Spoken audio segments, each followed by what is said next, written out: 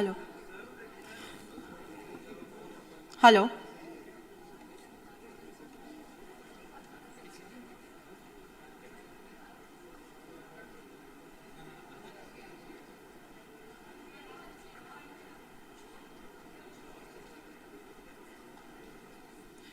Everybody is requested to please settle down. We are starting the session now.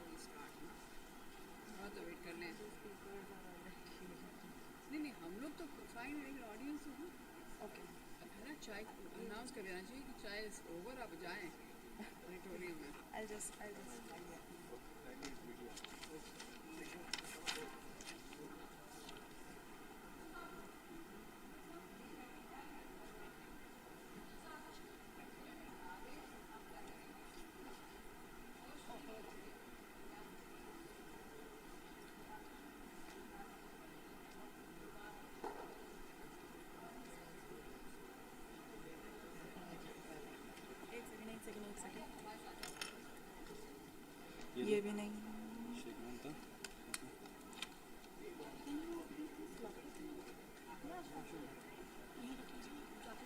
Sure. All right.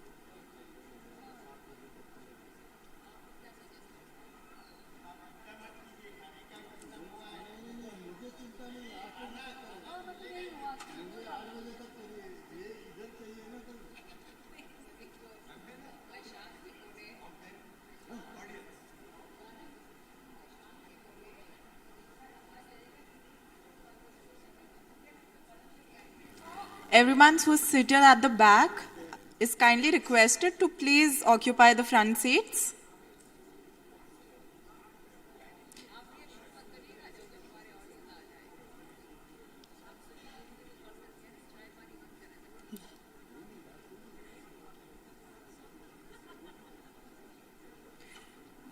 Everybody, please occupy the front seats.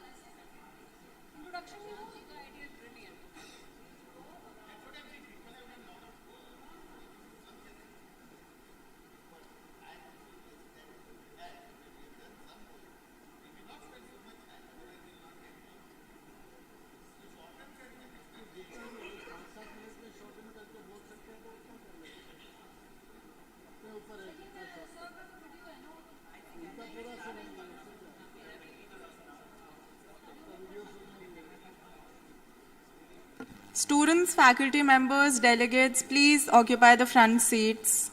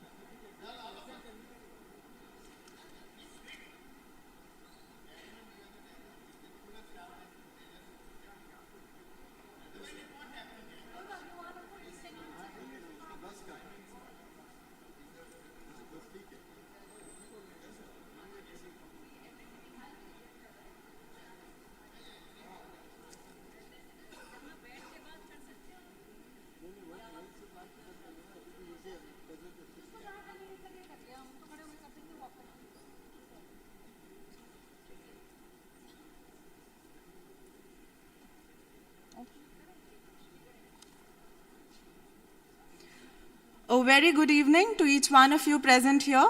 I, Anushri Chatterjee, extend a very warm welcome to you all in this session centered around education and skill development. Before we begin the session, I'd like to introduce our co-chairs for today, Dr. Nandini Tandon, UP Ratna and co-founder of the Indus Setu Global Foundation, and Dr. Kannan Mudgalya, Department of Chemical Engineering, IIT Bangalore, Wheels Council. I'd request ma'am to please felicitate Dr. Kannan Mudgalya with a bouquet, shawl and memento.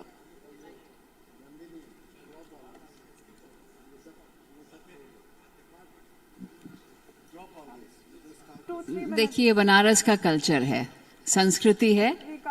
हाँ, हम UP के, हम कैसे मना करें। जी जी जी, आइए आइए। Thank you so much. नहीं, आप लोग की चलेगी, हम लोग की अब थोड़ी चलेगी। आप ऐसा नहीं करिए।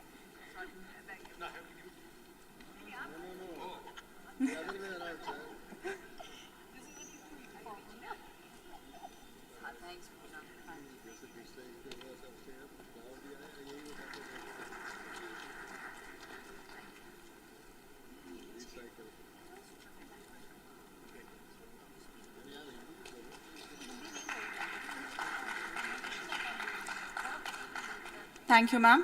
I now request Dr. Kannan to please felicitate our speaker, Ms. Bhuvna Santhana.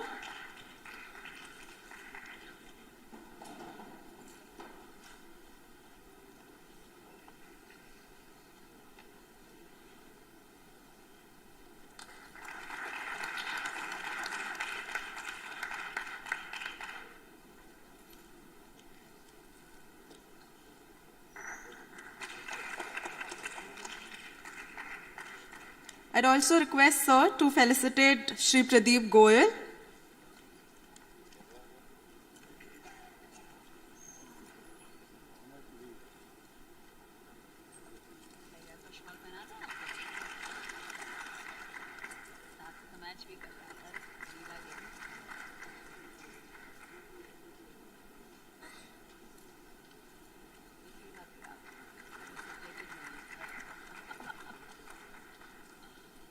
I'd request Dr. Nandini to please felicitate Shri Jitendra Rautre.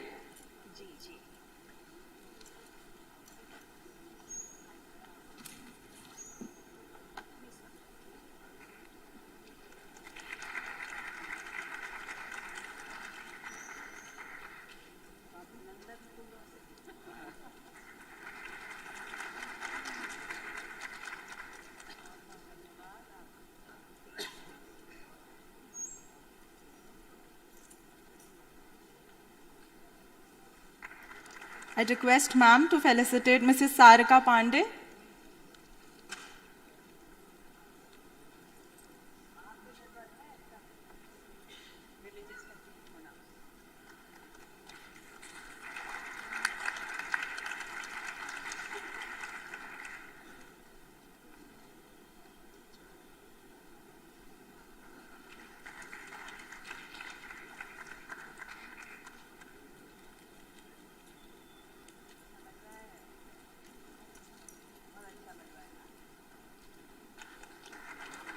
I'd also request ma'am to please felicitate Shri Ashank Desai, sir.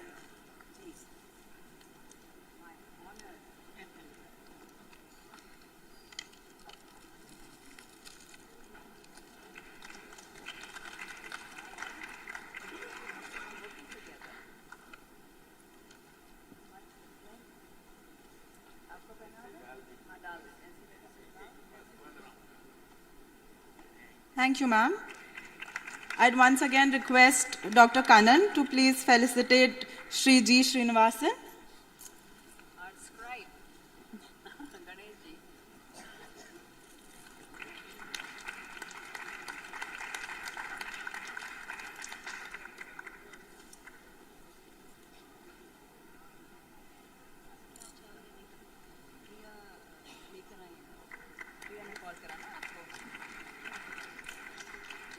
I'd also request Sir to please felicitate Ms. Preeti Singh.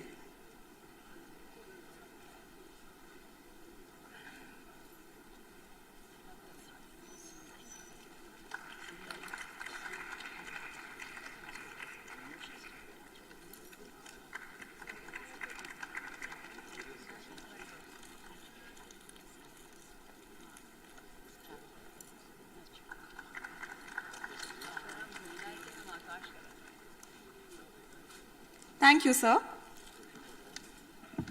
Education, or rather shall I say, as discussed in our plenary sessions, quality education and skill development at all levels is India's biggest economic and social challenge. Only a unified approach towards access, equity, and quality of education is the way forward.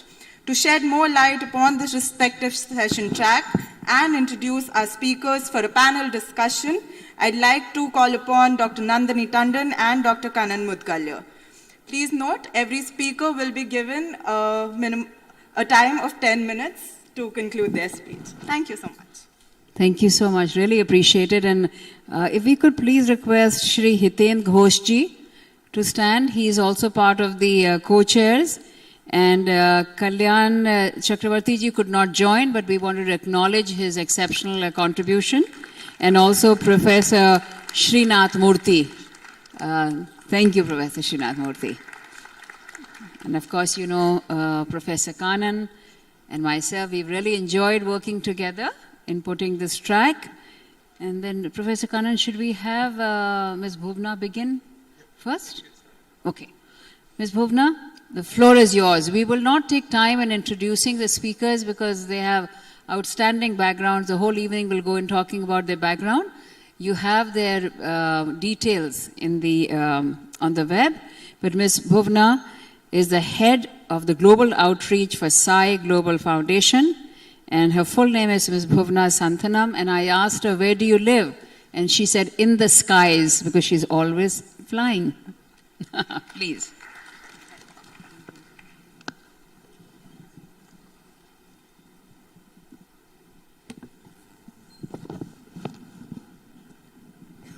Very good evening, everyone, and thank you to this lovely panel, and thank you to Sundar Kamatji and Dr. Sunny Anandji for this wonderful opportunity for us to be able to share some thoughts. To me, I'd like to begin by saying that quality education and the right kind of education is of paramount importance. And today what we'll be sharing would be a sustainable model which we have been following now for many, many years. And this is the story of the Sri Sathya Sai Lokaseva Gurukulam group of institutions with its higher education wing, which is the Sri Sathya Sai University for Human Excellence, where education is gifted.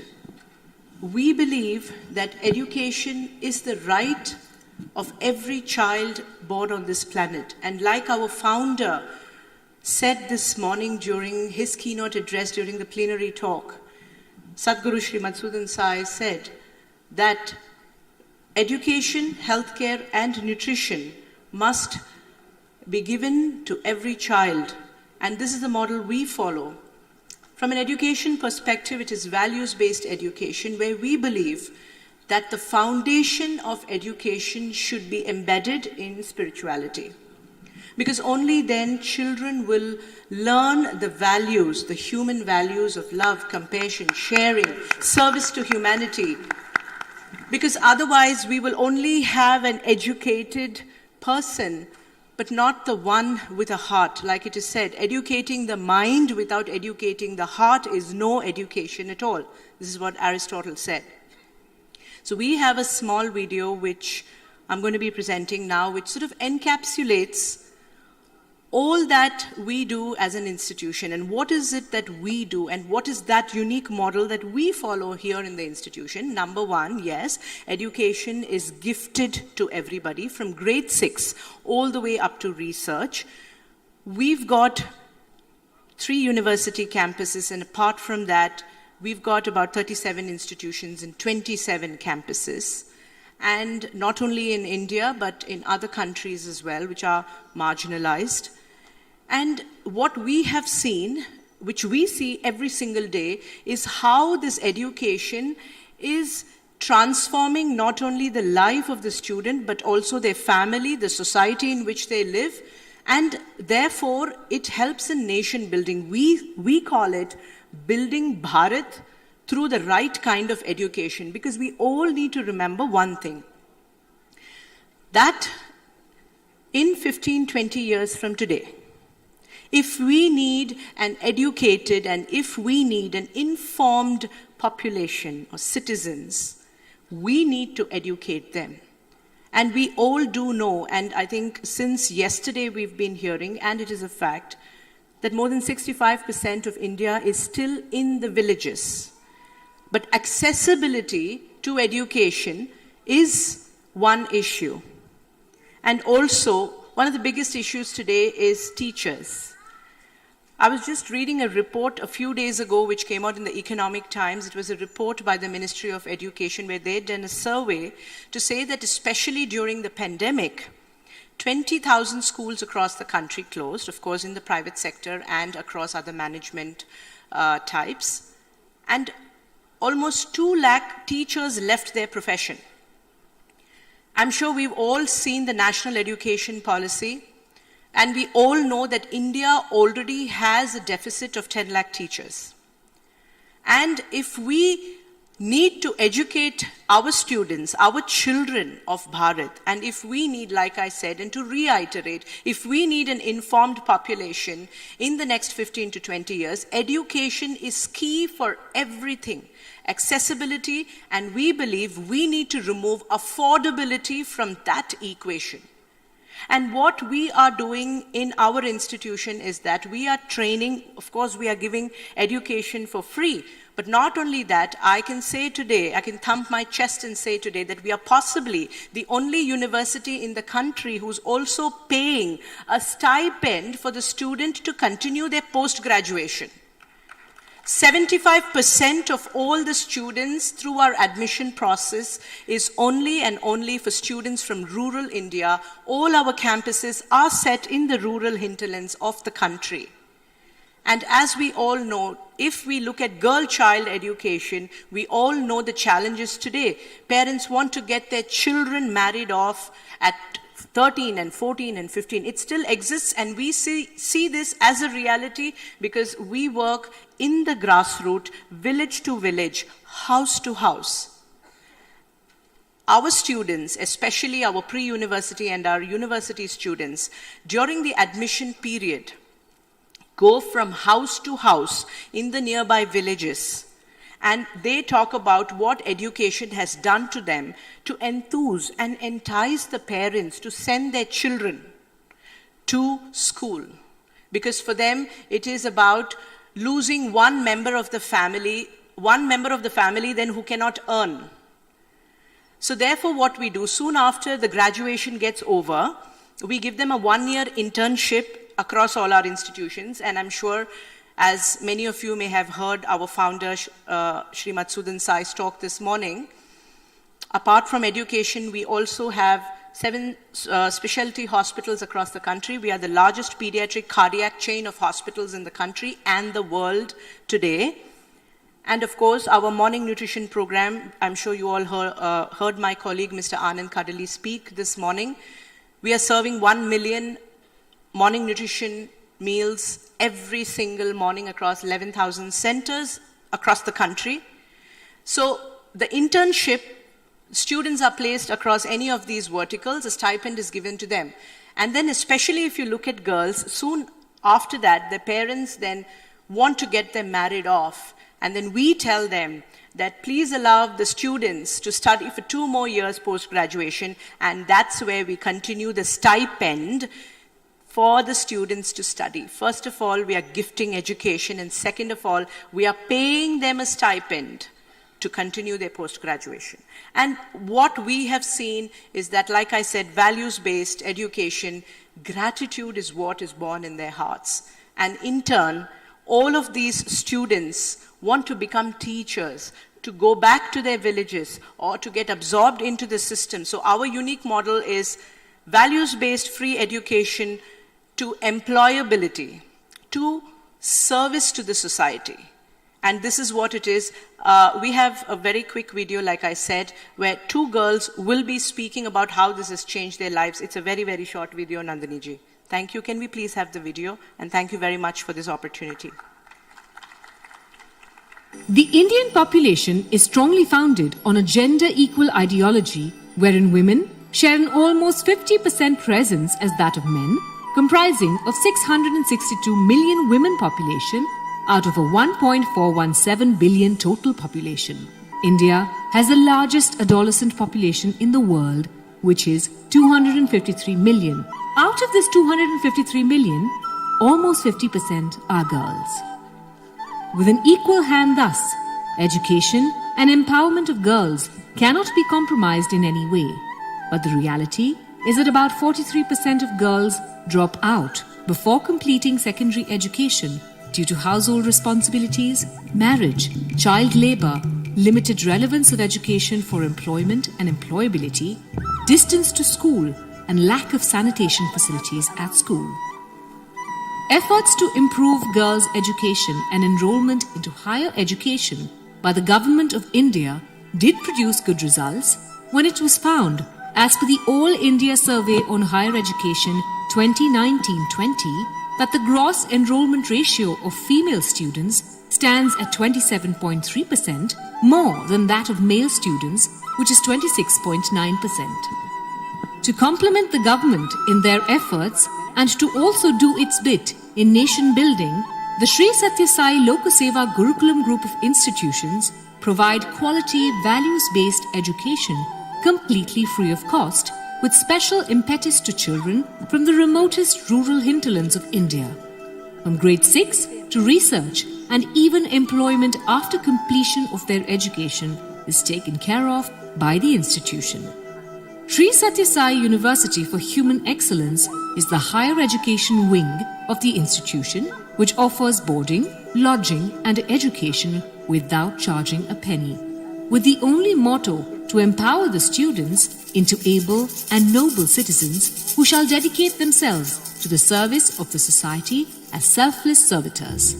And if each one of us can educate just one child, we will have many more children in India who can be educated from the rural and underprivileged strata of the society.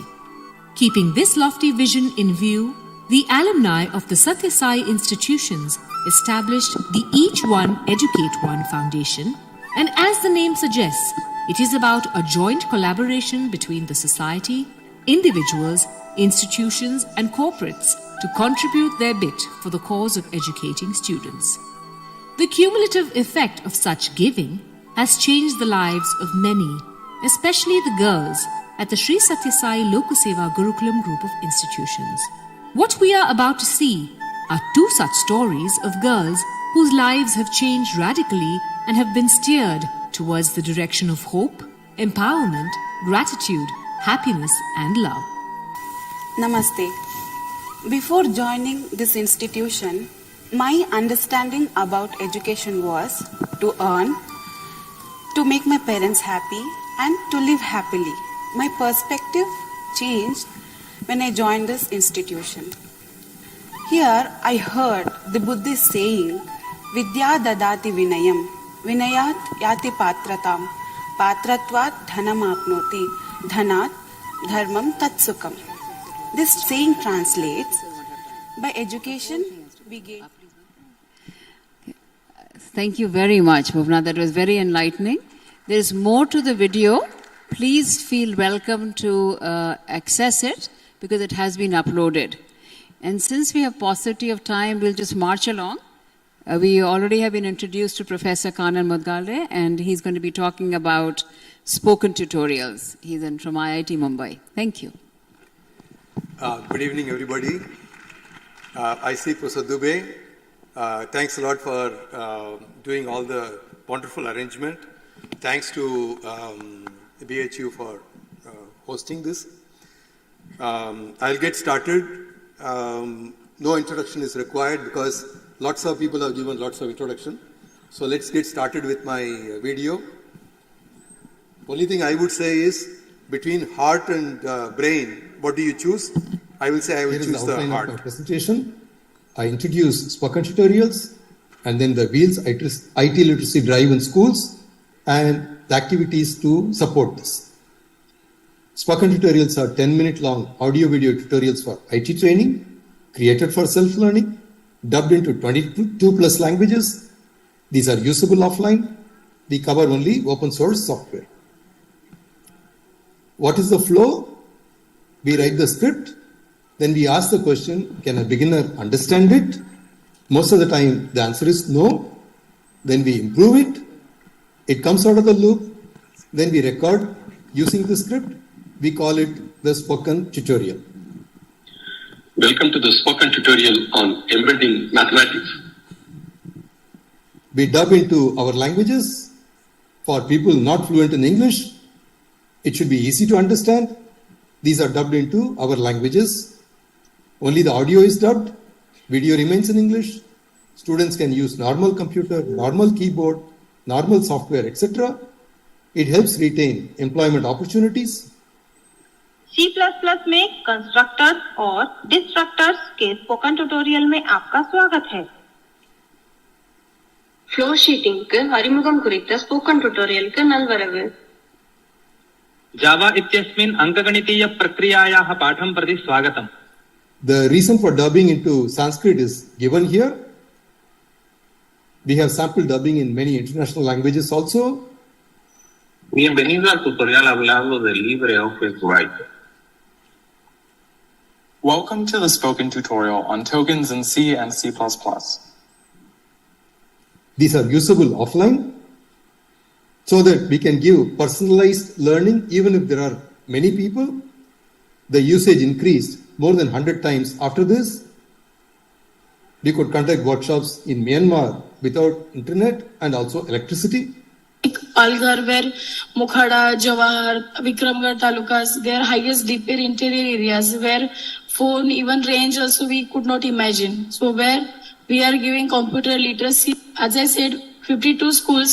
Currently we have 75,000 students who are learning computer literacy with the help of spoken tutorial IIT Bombay.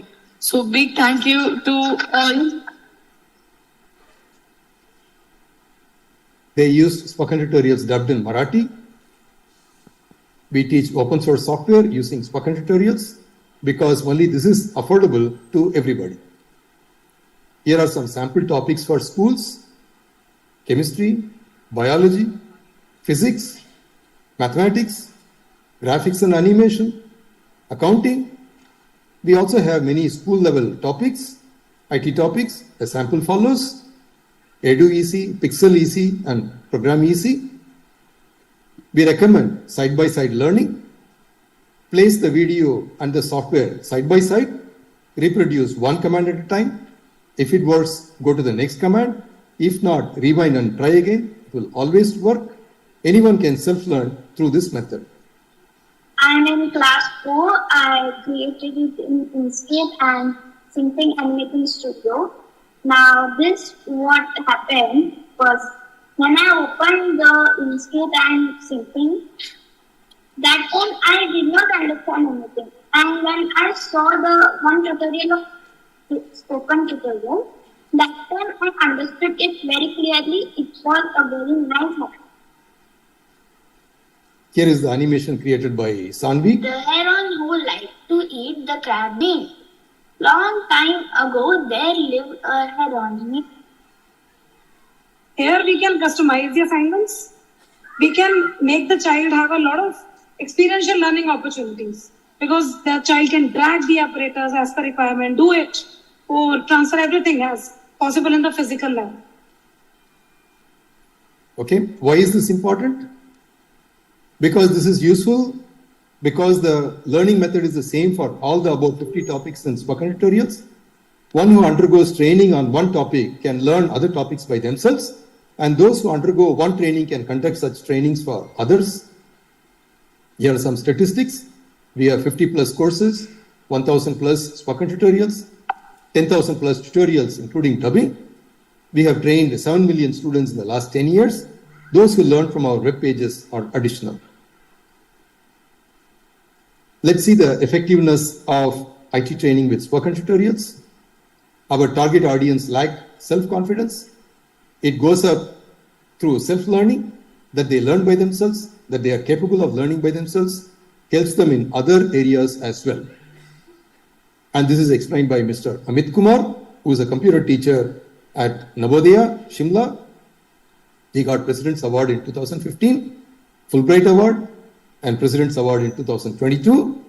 Spoken tutorial supported me all the way, and we applied this blended learning to bridge this gap between these bright and supportive learners.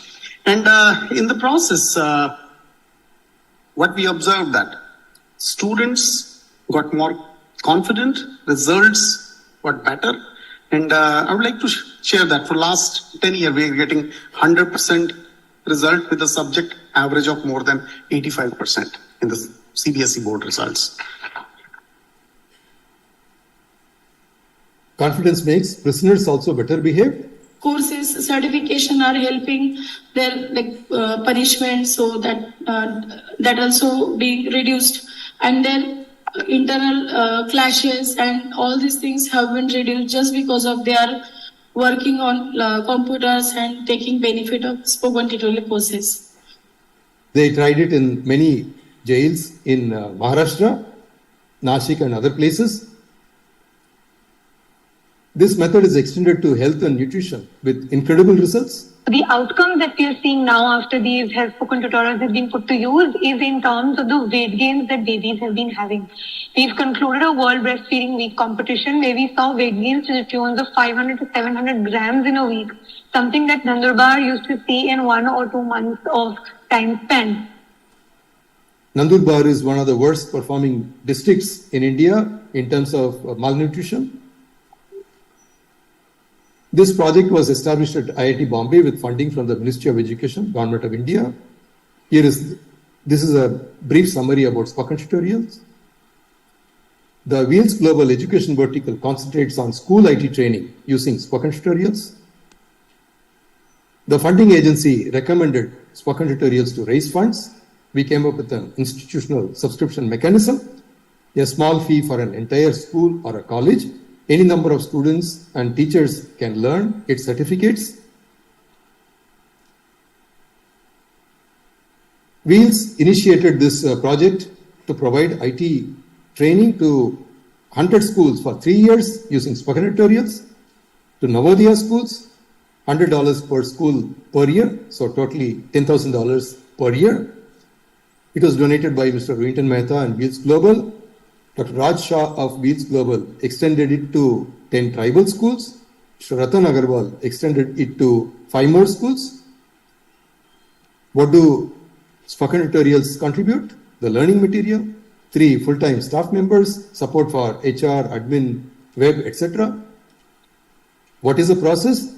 Identify schools that have at least 20 working computers, make teachers undergo 1 or more training using spoken tutorials, give certificates to teachers on passing online tests, help teachers organize training for their students, help teachers schedule online tests for their students, incentivize the best performers. The target is to bring 1,000 schools in 1 year. Please join the Wheels Education Council.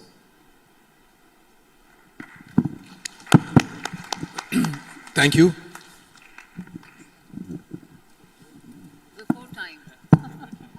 Professor, you get great grades for being before time. Thank you so much. And what an exceptional job you've done empowering people in different languages in so many different fields. So major congratulations. Our next speaker is Pradeep Goyalji, who is representing Ekal Vidyalaya, focusing on growth and vision for child education at the grassroots level. And this is emotionally very important to me because my father, Shri Raj Krishna Tandon, who is also from UP, was engaged with Ekal Vidyalaya from day one and was very close to Goyalji's father. So for me, this is a special honor to be introducing him today. Please. Thank you, Nandini.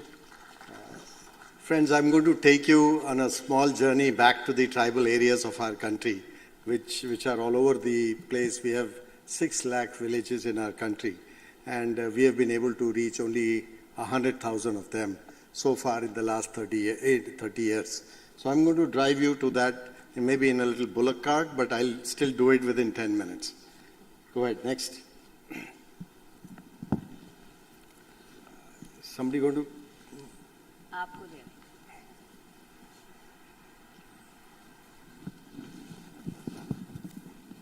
So our model for social change started with the school. We call it the Ekal Vidyalaya because it's a single teacher school. We make that as a change agent. We go to the Saptahik Pathshala for the adults of the village. And mind you, these villages are not like villages you and I know. These are like 50 or 60 families living in a hamlet where you have to walk for a couple of kilometers before you get there. And then we have the Gramothan and Arogya activities that we started as we went along. So we started in 89 with about 60 single teacher schools. Then we added education aimed at de-addiction, social harmony, and promoting social heritage, cultural heritage. Added Ekal Vidyalaya Foundation of India that had the task of going around the world to promote the idea. We added Arogya Foundation of India for health services.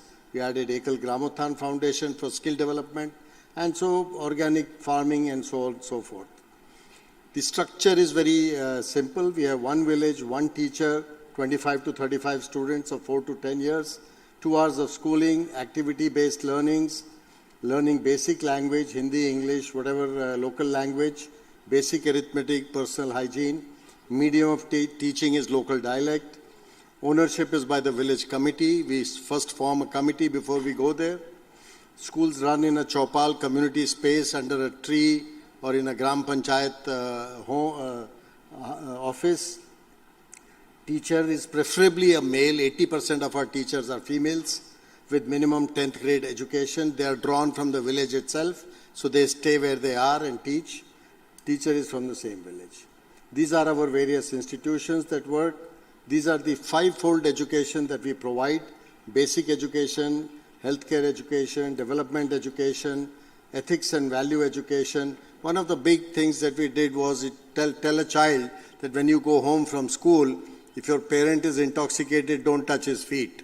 That gives a very strong message to the parent, and we have been able to eradicate alcohol in many, many villages.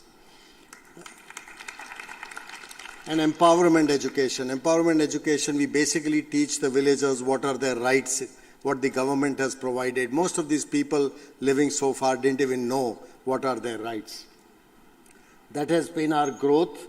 Of course, the COVID brought us down in those 2 years, and we lost a lot, like many other, you heard somebody say 2 lakh teachers dropped off. So did we. We lost teachers. Right now we are running about 78,000 schools. This is the geography where we are present. We will see that every state of our country has schools operated by us. And we teach children only up to the 3rd grade. Right? So our expenses are very, very minimal. Right now we charge only the $365 per year per school, and that is the distribution of how we spend that money. So this is our workforce: part-time teachers, full-time volunteers. Those are paid volunteers, 5,000, part-time village volunteers, rural volunteers, and urban volunteers. Those are the activities to date, what we have been able to achieve. Schools, e-Shiksha is what we have started. I'm going to come to that shortly. Gramothan resource centers, where we teach farmers and other villagers better ways to do farming, etc. Integrated village development. Ekal on Wheels is an initiative where the bus with computers goes to the village to teach computers. Computer training labs in certain villages. Tailoring centers, skill development centers, Arogya resource centers, Sanskar Rath and Sanskar Kendra. Sanskar Kendra is where ethics, values, morals, those are taught to the children. The Gramothan activities are just captured a little bit. We create some products there. We have organic pest repellent, which we teach them. A nutritional gardener, how to make all the gardens so that they can have organic food. Tailoring classes, IT labs, Ekal on Wheels. So these are how many we have so far, how many beneficiaries have already benefited from this. So those are some statistics. I don't want to get into all of that. So what is our vision? After the COVID, we realized that we need to change the model of working. We have many different organizations doing different things. How do we consolidate all? Till we came to a concept of the Ekal Gram, Adarsh Gram. And a cluster of 30 villages would make Adarsh Sanch, what we call it, or a cluster. So that's what we are planning to do, about 1,200 clusters across the country. In year 1, we will do all the digitization of data of that village, whether they have all the facilities or not. Training of the teachers in digital education. Arogya Sevikas with basic medical diagnostics, kits that they would have. And in years 2 to 5, the development of the model villages will will continue for 5 years. So the model villages will have a Gram Vaidya, Yog Shiksha, water supply, electricity, whatever we can get from the government in terms of water. We have already talked to them. All other activities will be done by us, by contributions from our donors. This is the e-Shiksha model that I talked about. We're going to provide tablets to kids to learn, and every little group of 20, 25 children maybe have 4 tablets and sit them into 3 small groups and teach them different activities. The journey so far has been covered only about 3,400 villages, but we intend to go to about 35,000 over the next 5 years. The system also has a measurement of learning outcomes, whether the children are really grasping what they are. This works both ways. The teacher gets trained with the digital model that is loaded onto the tablets, and the children also. So here you see the master trainers getting trained so that they can go around and teach all the villagers. These are just dashboards. I don't want to get into all that. We have the Ekal Acharya app that we have created. This is going to kind of tie up all the teachers around the country so that the data is always available. It's live.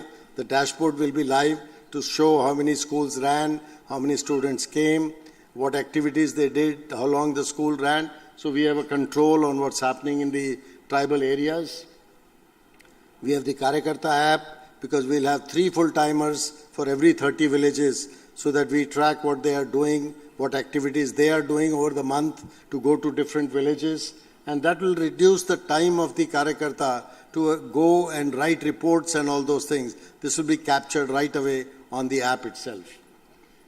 Then we have a first year where we are saying that we are going to make the village ready so that all the activities that are there in those 36,000 villages that we have targeted, whether they have Aadhaar cards, they have the Atal Insurance Yojana, whether they have farmer insurance, are those people all covered under that? Do they have their toilets? Have they got the Jal to Nal? All the activities that the government has, we are going to track it on this app that we have created. So the ground team will be fully empowered to do this thing. Funding, as I said, it's all from CSR and diaspora around the world who support us. We have 60 chapters in the US where we collect funds, we do programs, and people are very enthusiastic about this thing. Only 10% or less is spent on our administrative expenses. It's mostly volunteer-based. A lot of information on ekal.org. It's a very simple website, ekal.org. Please visit that. There are hundreds of videos that show the kind of activities that we are doing there. We keep doing impact assessment of the work that we have done. Sea Water did a recent study on our Ekal on Wheels program. They were extremely excited that we are bringing computer education to such people where they've not even seen computers in the past. So there are 12 computers, 24 children at a time study computing. So various such activities have been done. So there's a lot of information. My time is getting up. Thank you very much for patiently listening to me. I didn't want to go through all the formalities. Thank you so much. This is excellent. Really appreciate it. Thank you, Goelji. Our next speaker is actually, it's a partnership between Mrs. Sarika Pandey, the Gram Pradhan of Parniara village, Varanasi, who's going to talk about the skill development among women in rural areas, and Shri Jitendra Rautreji. He's going to complement because he works closely with her, and he's the head of CSR for Renew Power and focusing on ground realities of youth skill development in rural areas. I'd like to especially thank Priya Tandon for following through and making sure that we have a Gram Pradhan on our panel. Thank you. Hello, आप सबको मेरी तरफ से आप सबको बहुत बहुत प्रणाम। आप लोग मुझे यहाँ तक बुलाए मंच पर, इसके लिए मैं बहुत बहुत आभारी हूँ, आप सबको भी। मैं सारिका पांडे, गांव प्रधान पनियरा, अराजी लाइन, श्रीमती अरविंद कुमार पांडे। मैं ये बोलना चाहती हूँ कि मैं अपने गांव के महिलाओं के लिए, अपने गांव में, पहले मेरा गांव तो इतना छोटा है पनियरा कि जिसे कहा नहीं जाता। मैं वहाँ जब गई तो मैं वहाँ के लिए रास्ता इस कोन से उस कोन जाने के लिए इतना टेढ़ा, मैं वो 40 साल पुराना रास्ता बनवाई। फिर अपनी महिलाओं के लिए शौचालय 3 से 350 के बीच में बनवाई, क्योंकि पहले महिलाएं गांव में शौचालय खुले में जाती थी, इसलिए मैं वो बनवाई।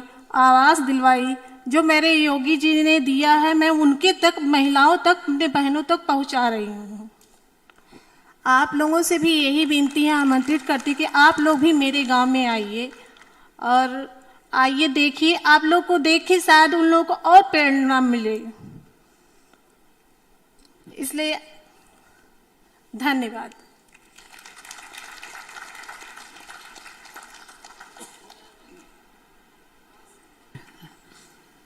पांडे जी, और हम लोग चाहेंगे कि आपका ग्राम आगे बढ़ता जाए और कुछ सालों में हम लोग सब आए वहाँ पे और देखें कि कितनी तरक्की हुई है, और जो भी हम लोग के लायक काम हो सके बताइएगा। हम लोग सब आपके साथ जुड़े हैं। धन्यवाद जी। जितेंद्र राउतरे जी CSR के हेड हैं, रिन्यू पावर के।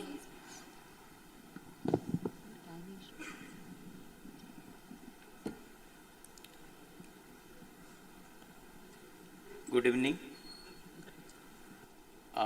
At the outset, let me thank Nandini ji for inviting me for this August gathering to address the CSR initiative of Renew Power. While I was sitting there, I thought instead of talking, because we thought about making certain changes in the presentation pattern, we thought let's have a small video so that I can address all the issues in the meantime. May I request the tech guy to run the video so that I can address the issues accordingly.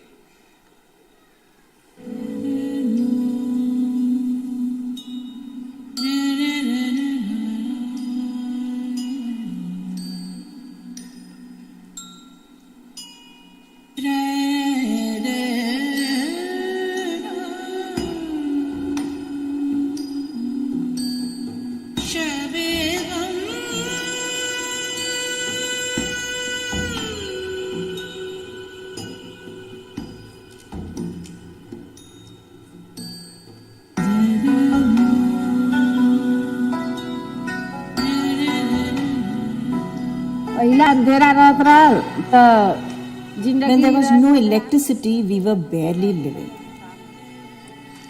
Even during the day, we could only do as much as the daylight permitted us.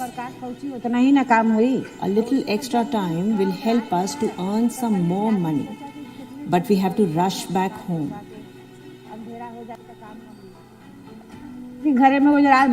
Thanks to the electricity, we can reach home a little later than usual. We can now switch on the light and prepare dinner anytime. When there was no electricity, people would be scared to walk in the dark.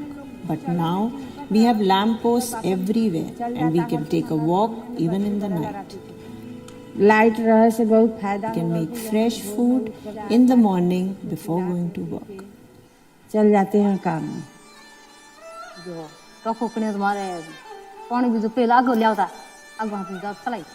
Water is a big problem here in my village.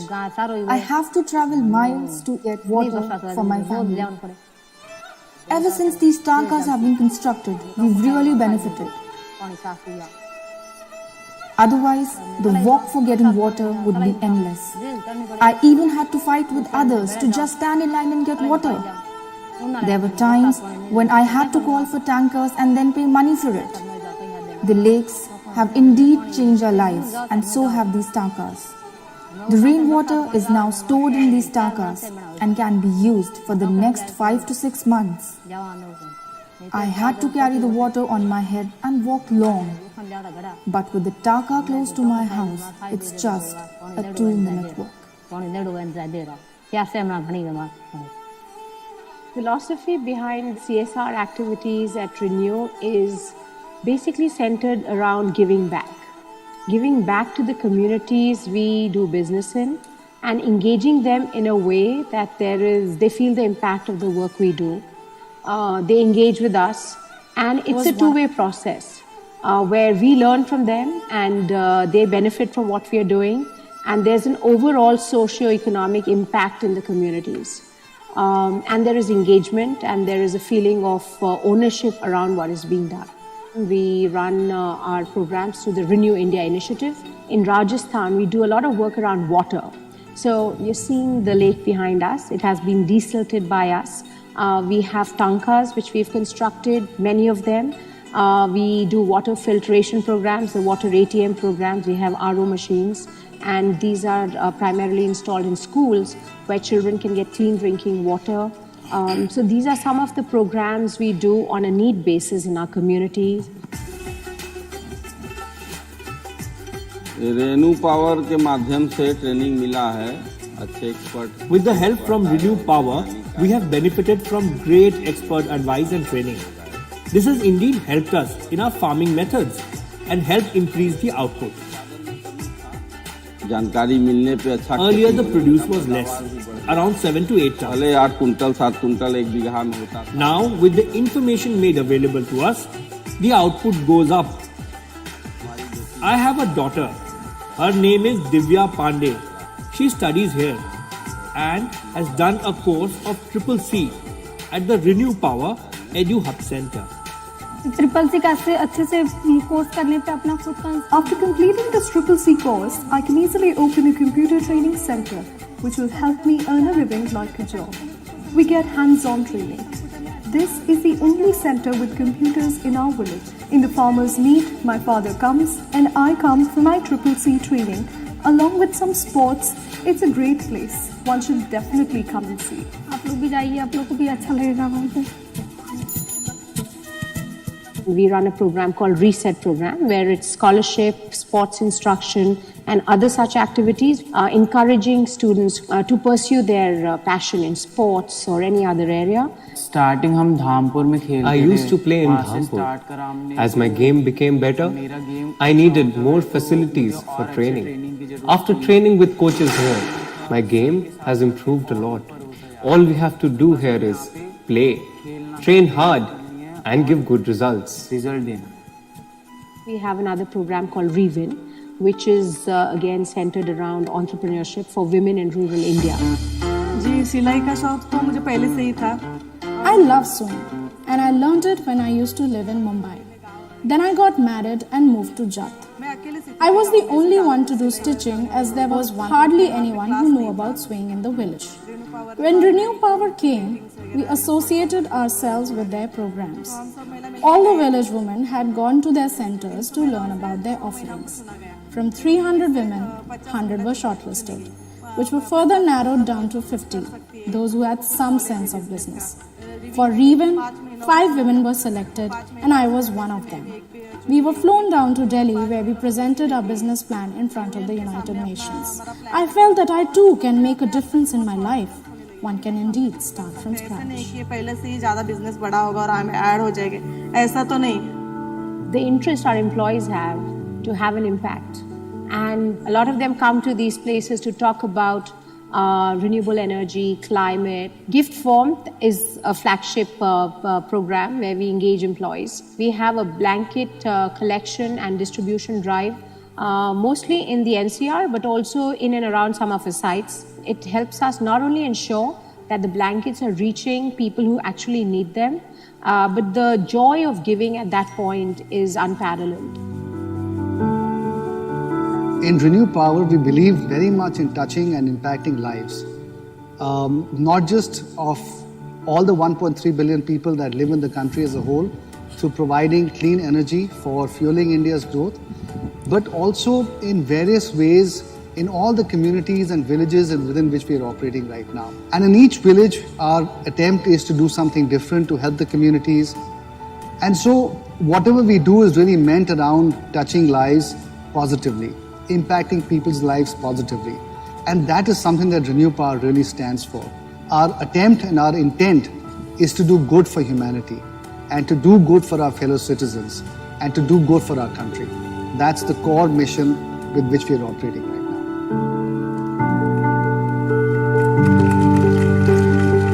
Thank you so much. So I thought this would be the good idea to cover all the aspects within 2 to 3 minutes so that I can address rest of the issues quickly. In terms of number, because this is very old video, in terms of number, we are covering 250 villages in 10 states, and we have impacted the life of 6.5 lakh population. And the Paniara, particularly the model village program we are talking about, is the village where you can see that green building. In the earlier section, we are talking about that renewable energy and all that stuff. But if you will go to the model village, what we have created at Paniara, starting from green building, women empowerment program, providing green power to the household and safe drinking water, all that we have done for that community. So that is why I don't know whether it is an ideal village or model village, but this is the initiative we have taken, which is absolutely different from our project location, from our business location. This is the ideal village we have created very close to this place. All are invited to go and see there. Instead of talking here, you can go and feel the difference what we are talking about. Thank you so much. I'm just looking at the time, and accordingly I'm just covering all the points. So broadly 3 programs I would talk about it. One is that Lighting Lives, which is primarily providing green energy to schools. Second is women empowerment. Third is water management. These are the 3 programs we are doing across our project geographies, covering more than 250 villages. Thank you so much. Excellent. Thank you so much. And I have to say, we were just commenting how aesthetically beautiful the video is with such charming music. जी जी इन्हीं का हाँ ये बता रहे हैं बहुत सुंदर है. Very beautiful. Thank you very much. So our next speaker is Shri Ashank Desai, Pan IIT Alumni Foundation, Wheels India, and he will be talking about the Pan IIT approach to vocational skilling in Jharkhand. Thank you. Thank you, Ashank ji.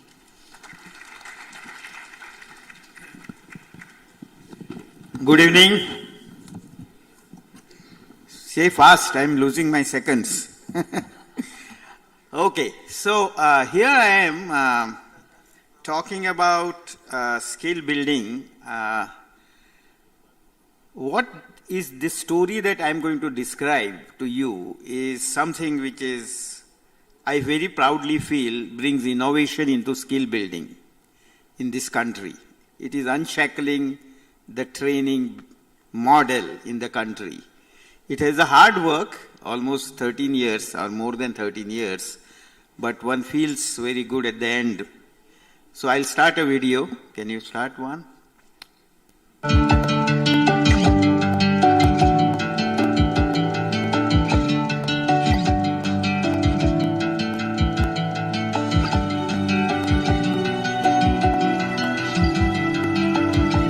One of the biggest challenges India faces is in the area of providing equal opportunities to all sections of society.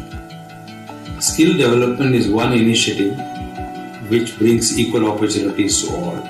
Pan IIT Alumni Reach for India Foundation, headquartered at IIT Bombay, partners with state governments through non-profit, joint venture enterprises to create an institutionalized skill development architecture exclusively for the underserved across all districts of the state. The first such special purpose vehicle or SPV was created with agencies of welfare of the government of Jharkhand. The Pan IIT model of skill development is predicated on a short placement, 100% skill loan financing, best-in-class training and residential infrastructure led by ex-army personnel. The foundation runs Gurukuls with 2 to 3 month training in construction, logistics, manufacturing and Kaushal colleges imparting 1 to 2 years of trade licenses vocational education in trades like nursing, catering exclusively for the underserved.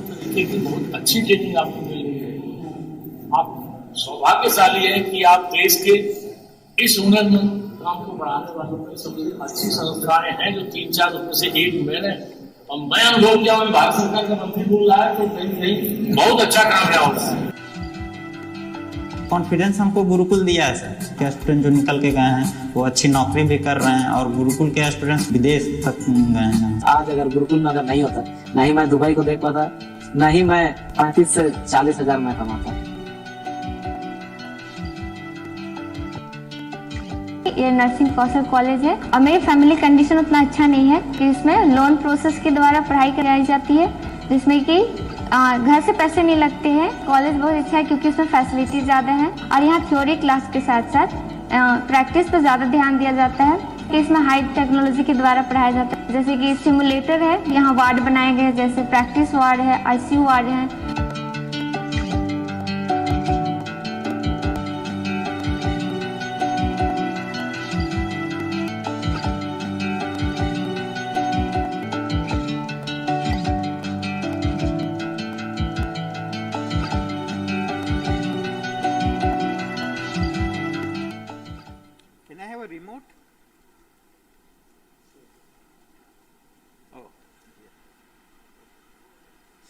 This is a video. I'll just quickly go through the model. It's important that you understand this model, which we said is a unique innovation that we created with the hard work of many, many years.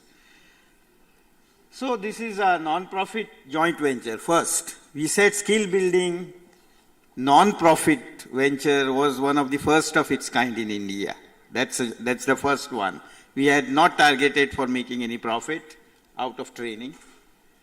We have, of course, a young man who is not shown there actually. His name is Kalyan Chakravarti, who came to meet me after 2006 event, which I was driving of IIT Bombay, and he had some model in mind training. It has got changed over a time, but we said we must support him. So we had Hari Padmanabhan, who was his boss actually. He decided to join him, and they invited me also at that time. Then, of course, we have our board now. I think Professor Satya is here. He is director of IIT Tirupati, and we have been lucky to get many other people. So what is unique about it is this. Just look at this. There are 5 things which are unique here. The first one is assured job. Everybody that passes through our system gets a job. I don't think anybody assures that today. So we first get job and then get people, not train them and let them lose. That's point 1. Point 2 is that they get a loan. They have to pay. That's important.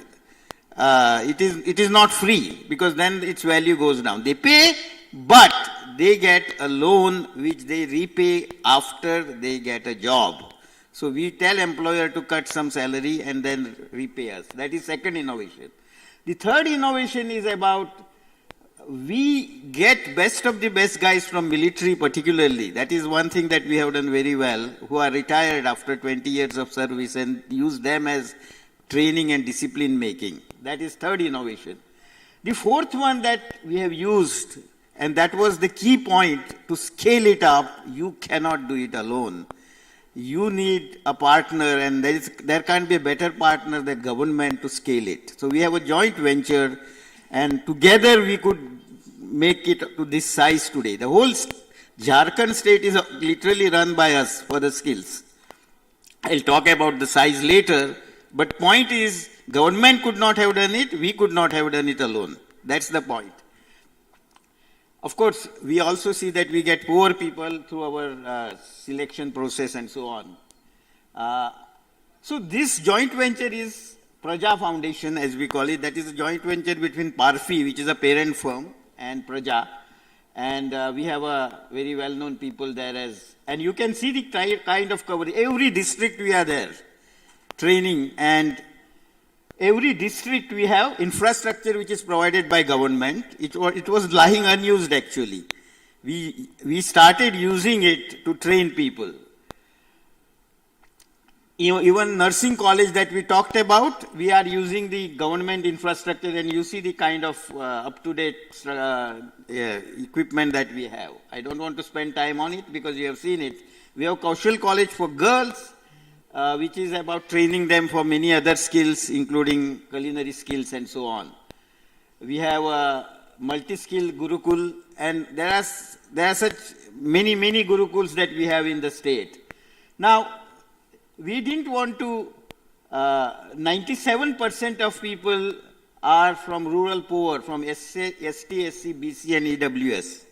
So 97% of people are poor and 92% are from aspirational district. 100% placement I talked about. This is the kind of salaries they get. Now this salary is something which is very important because I know that many of them went to Dubai and sent money back family, and family built some house and did many other things. So we are not only making difference to the person, we are making difference to the poor families in the state of Jharkhand. This is the point I am trying to make. We have, of course, not only focus on placement, but we see that they retained. We measure how many months they are retained by the employer. Because there is a complaint today that people leave, you just get a train guy, you train him and he or she runs away. We measure that, and we also see that prepayment is done very well. Now this is the nursing college that I talked about, which is the largest E&M nursing college today. And it is training 980 people, and out of 8,000, 980 are taken by us. So you can see the kind of thing. Again, covering poor people and poor community. Our employability partners are well-known people, whether they are in services or whether they are in manufacturing, they are all well-known names. And our supporters, again, are very well-known BF supporters in terms of funders. So putting it all together, we have now started new initiatives. We don't want to wait only for this. Now we are starting our new venture with another state, Madhya Pradesh, and we have our chairman of Mr. Arun Nanda there. He was kind enough to join. And we have another joint venture starting with Khadi and KVIC, and that will be to build entrepreneurship amongst women in the rural areas. Now that is going to be another big venture that we have, and as we speak, we are speaking to many states on rebuilding this model. The point is, we have figured out how to get jobs at a low cost and at the same time scale it to a level that it makes a difference. So we are telling others, you can replicate this model. Time is up. Thank you very much. Thank you. That was fabulous. Timing was great and coverage was fantastic. So our next speaker now is the famous GS. He's going to be talking about PeopleSource.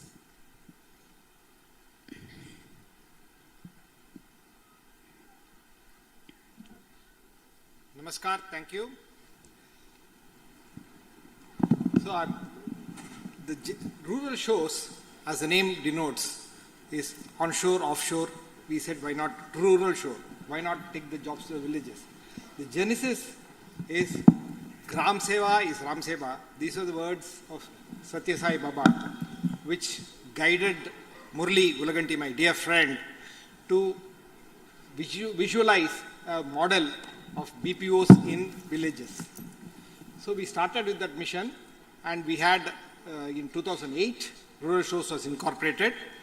Then in 2013, we incorporated Rural Shows Skills Academy, a training academy, which trains people not only for rural shows, but also other domains.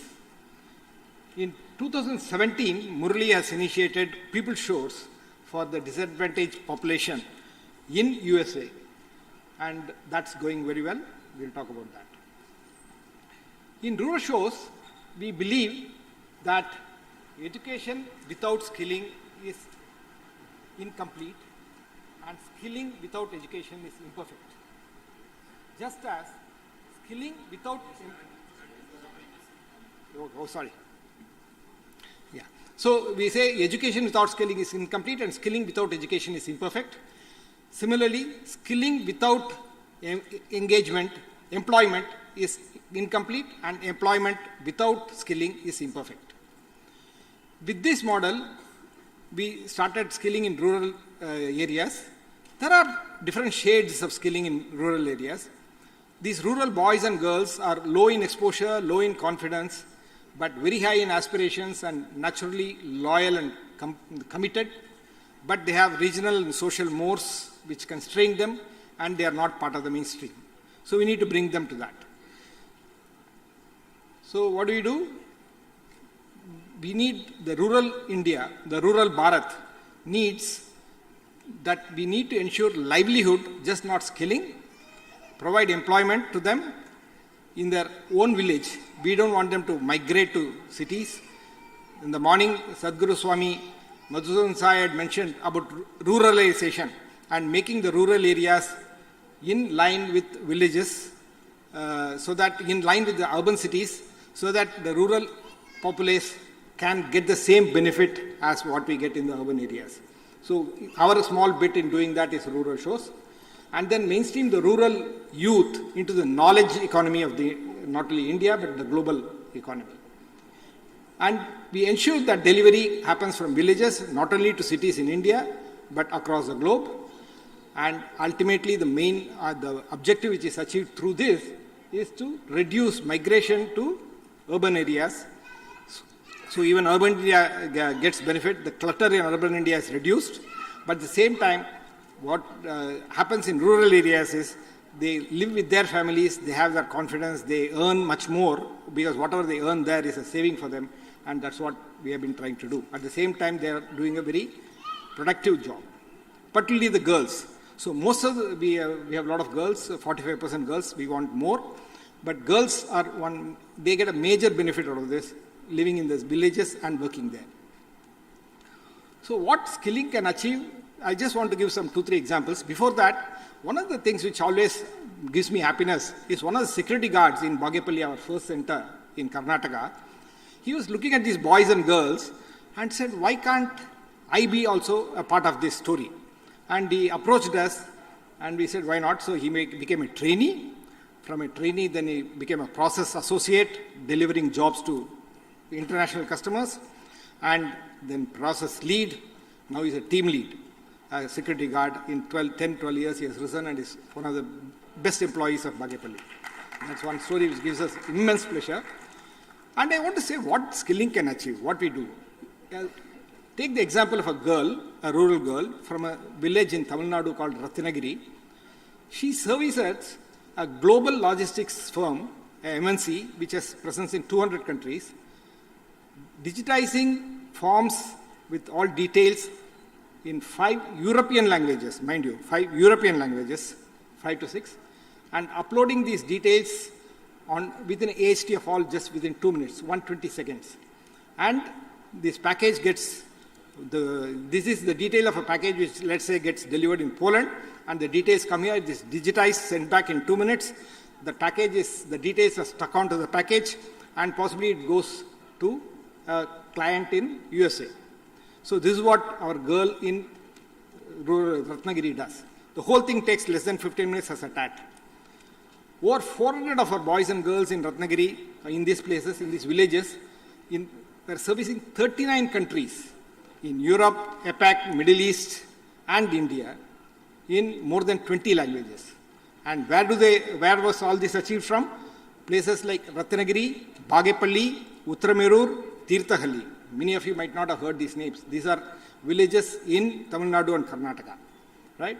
This is what skilling can achieve in rural areas, and the rural boys and girls are so talented. Bharat has got talent, that's what we say, right?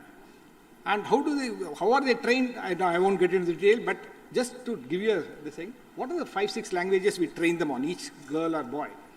It could be English, Polish, German, Italian, Portuguese, French, Spanish, Romanian, Swedish, Danish, Finnish, Slovenian, Bulgarian. I mean, these are the languages in which they are trained and they deliver, right? And for this we give immense training. So they are trained in 5 to 6 languages and typing in these foreign languages, picking up the fields from there, how to pick it up, how to digitize it. They are taught all this. And all this again, as I repeat, from villages like Ratnagiri, Uttaramerur, Bagepalli and Tirthahalli.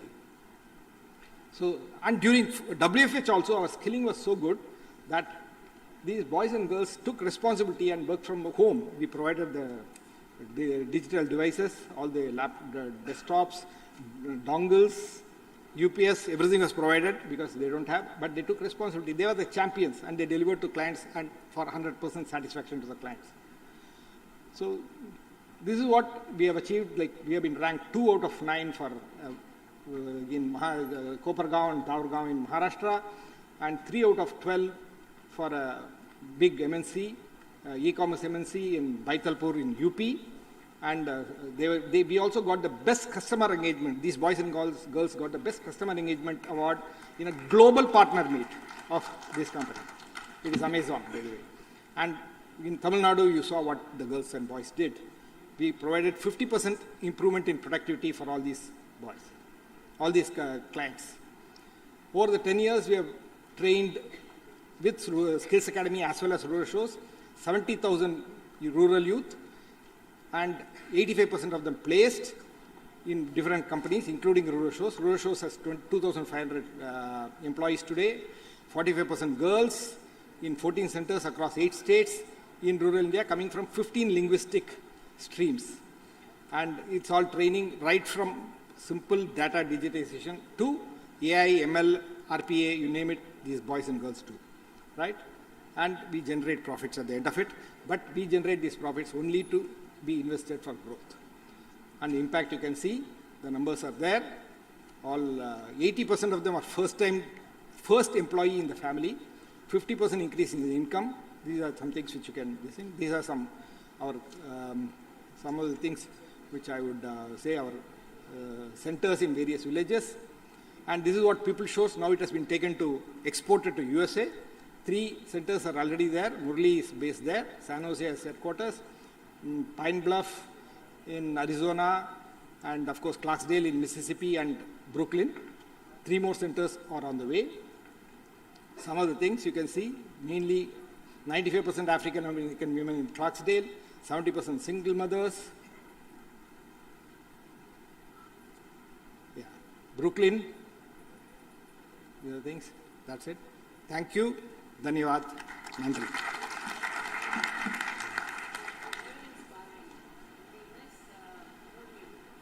Because he could not be here. He's had to stay back in America, but he sends the best to everybody. Thank you, Jia. Thank you, Srini. The last but not least is our Miss Preeti Singh, Director of CSR Activities, Magic EdTech, and she will be talking about platform for early education and academic success. Thank you, Preeti. Thanks. So first I'd like to thank Wheels Foundation for this very noble initiative for rural transformation for sustainable growth. India is a village country. We should agree for this. Also, thank you very much for the hospitality we received at VHU. And very, very special thanks to all our student volunteers. Hats off to you guys, standing morning till evening. I can remember my days at Delhi University. Thank you so very much, making us feel so special. I've been listening a lot of people talking, all very stalwarts although. We were talking about our first speaker, Bhuvana, accessibility, teacher enablement, affordability of education. Professor Kannan sir talked about spoken tutorials. Our third speaker, Goyal sir, talked about Ekal Vidyalaya and digitization of Ekal Vidyalaya. We talked about the Rural Foundation they are supporting in Panera Village, talked about digital literacy. Then we talked a lot about digital education, right? And what we are seeing is that, mic. So digital education has come a long way. I mean, most of you would have gone chalk and talk method of education. How many of you? All of us would have gone chalk and talk method of education. Most of you would have maybe gone in the school chalk and talk. When I say chalk and talk, there is a blackboard and there is a chalk in the hands of a teacher and teaching. That's called a chalk and talk methodology of teaching. Way back in 2006, when in India we started smart classes, everybody was very apprehensive.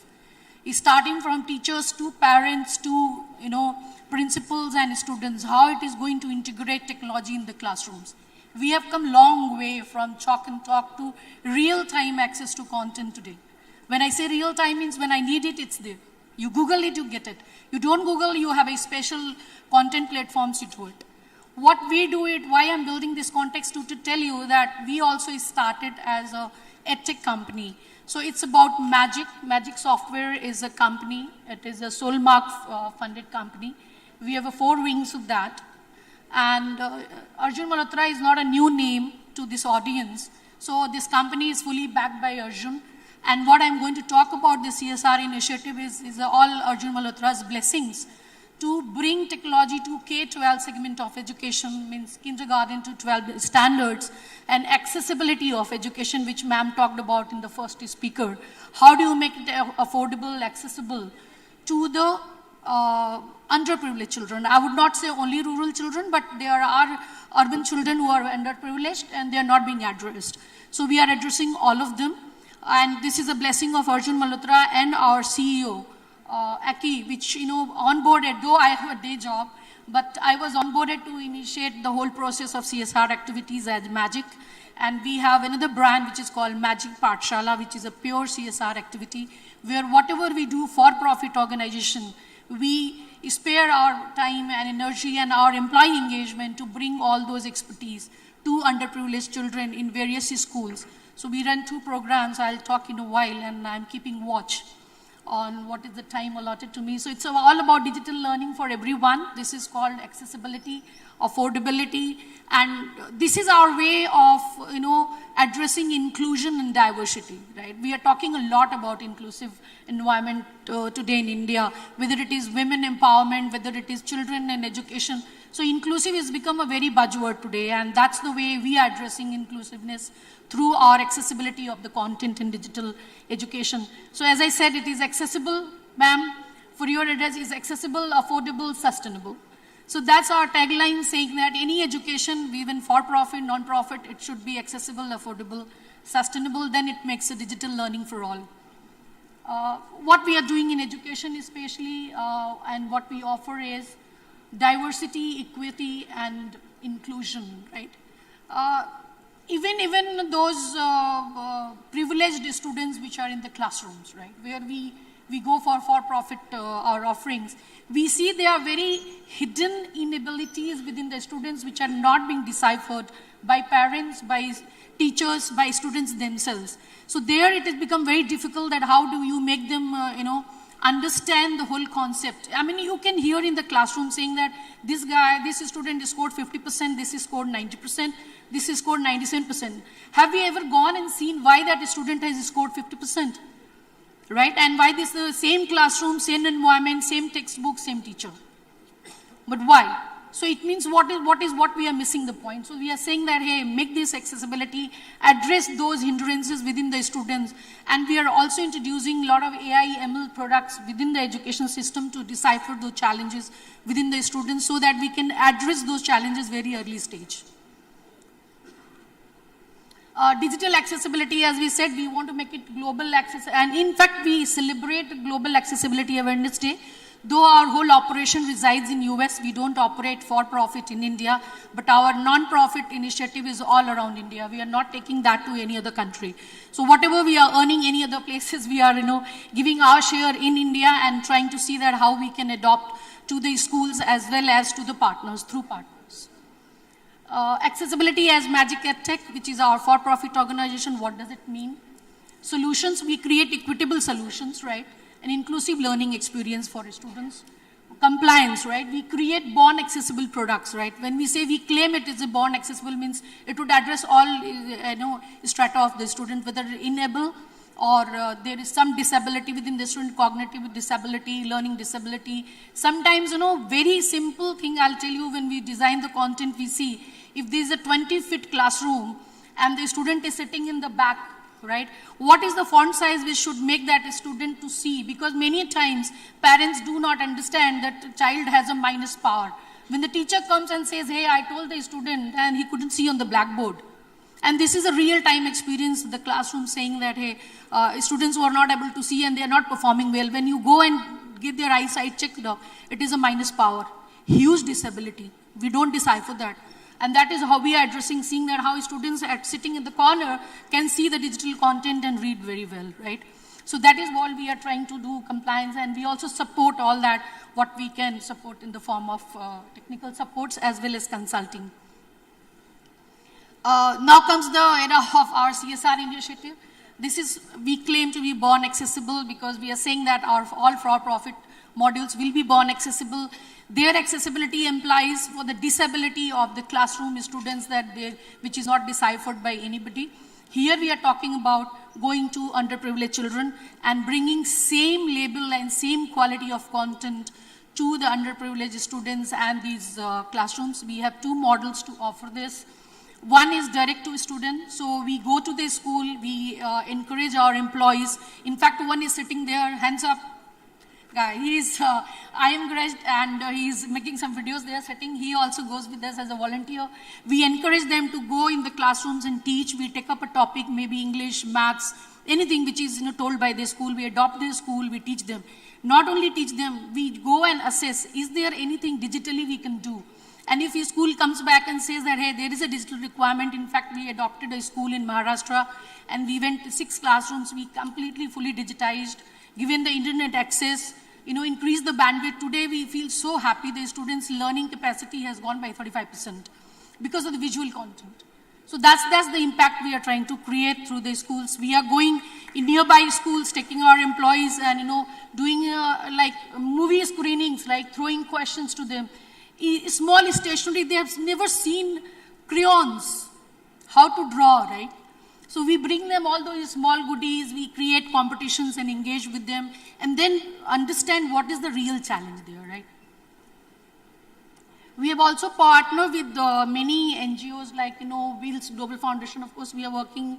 There are schools. Just for Humanity is another foundation with whom we are working in Maharashtra. Rocket Learning is another foundation, which is young IIT grads from Delhi have started, and we are working with them. In fact, we have gone, you will wonder to know, there is a concept called Anganwadi workers, if you know. And these Anganwadi workers teaching is very informal setup of teaching. And we wanted to bring, and these young kids from IIT, they wanted to bring digital learning and accessibility to these Anganwadi workers. We went ahead and we partnered with them to bring digital some assets, right, and some tablets and mobile phones so that they can have access of digital content in the classroom in these Anganwadi workers. And we are going to do the impact assessment with our employees, taking them to these Anganwadi centers and see that how they are doing.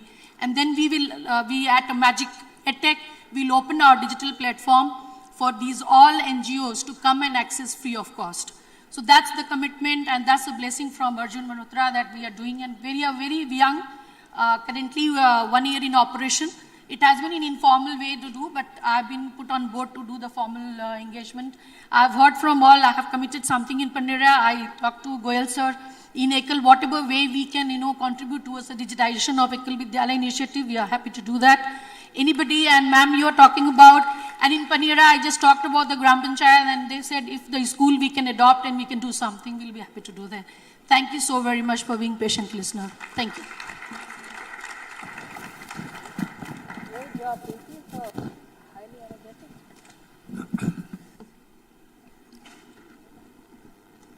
So all good things have to come to an end.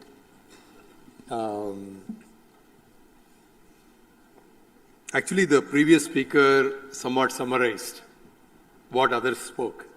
So I don't have to summarize, but I will give an overall summary. It has been a great experience. I would like to acknowledge Dr. Sunny Anand and Dr. Sundar Kamath for conceiving this idea of Ideal Village Conference. This is the 7th time it is being held, and Wheels is happy to partner them.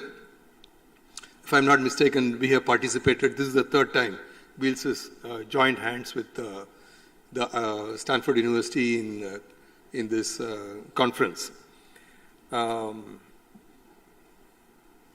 I also have to mention a few words about Dr. Nandini Tandon. There were lots of pulls from all directions, but she has very gently brought all of us together and made this a wonderful session. And so that's very nice. And from my, yeah.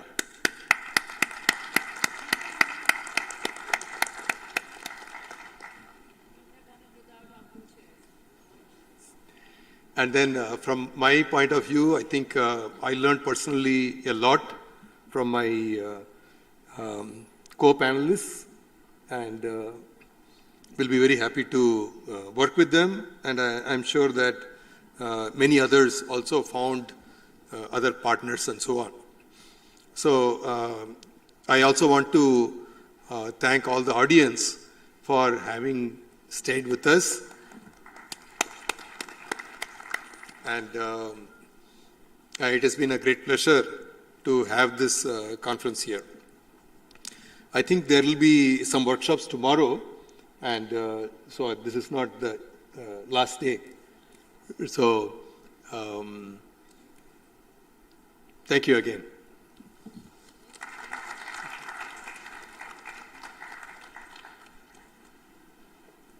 Thank you, sir. Thank you, everyone. There's a 15-minute break. Then please join us here at 6:45 for a cultural program. Thank you.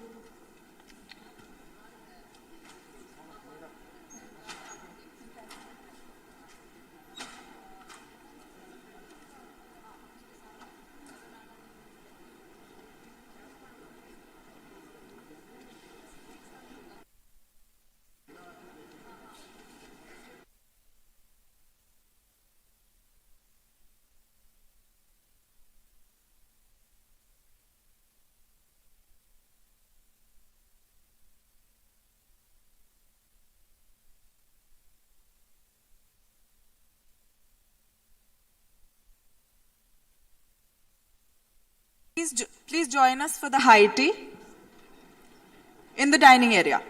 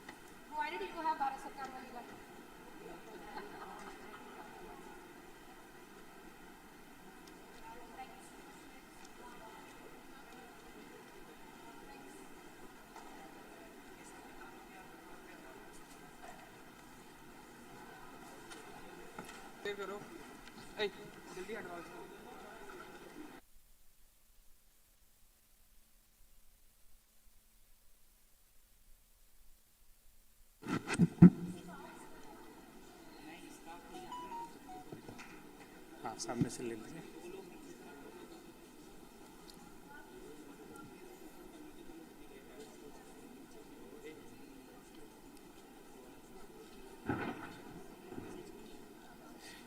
ये साथ में ले आए हैं।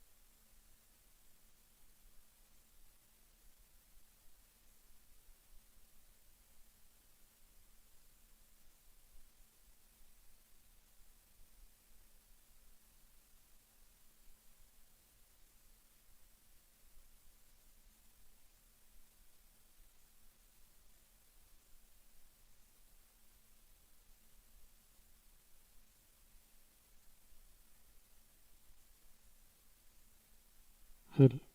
Check, check.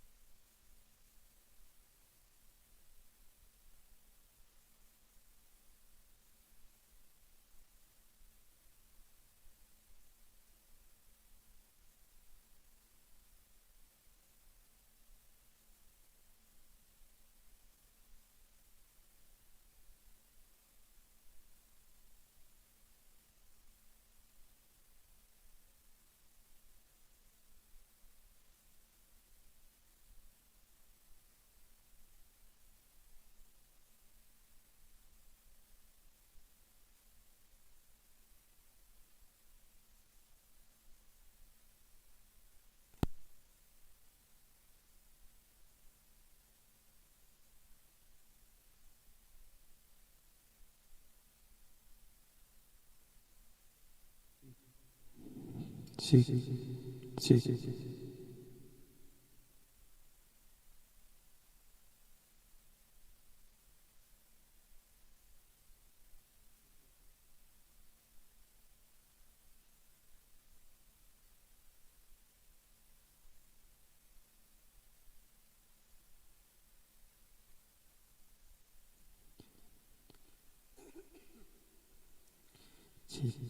Check, check. Hello. Check.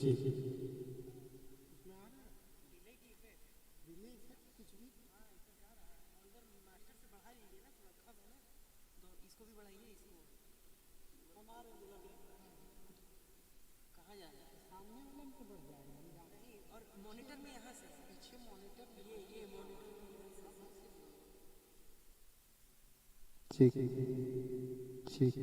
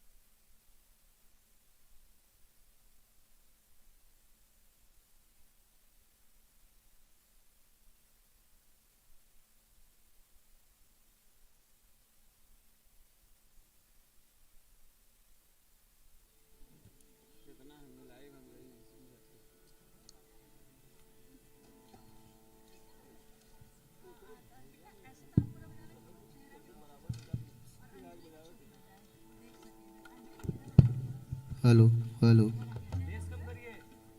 Hello hello hello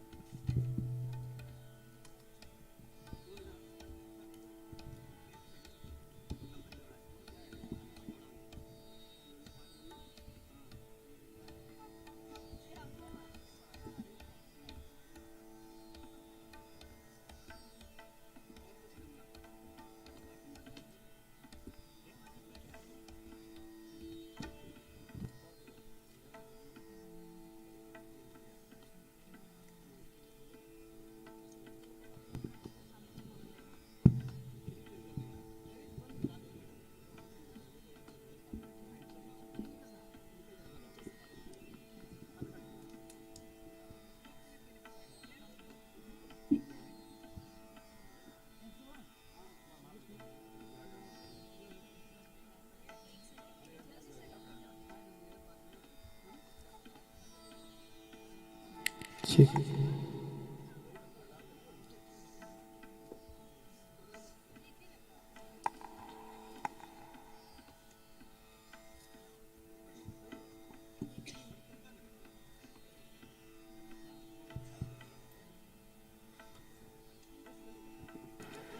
ठीक ठीक ठीक hello ठीक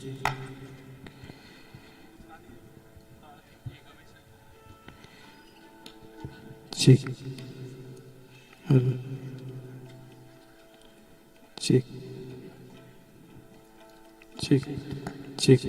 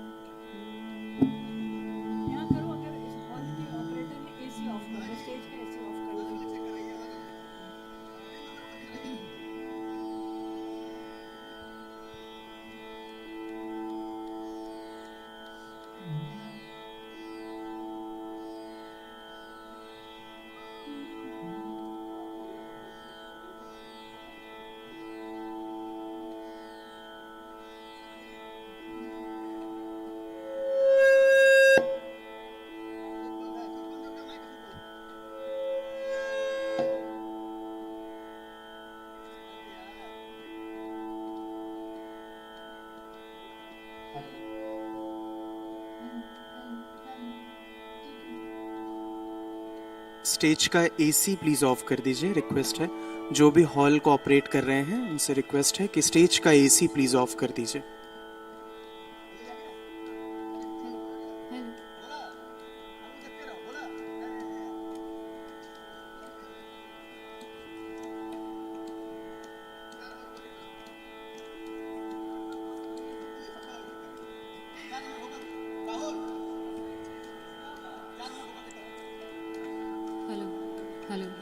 Hello, check. Hello.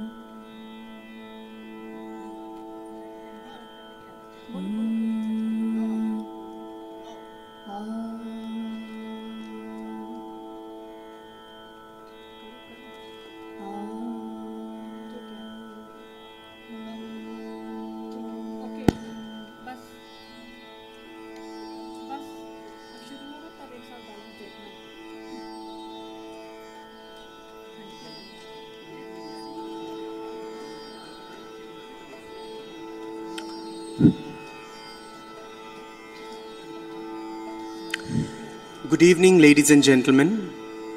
Welcome you to Varanasi.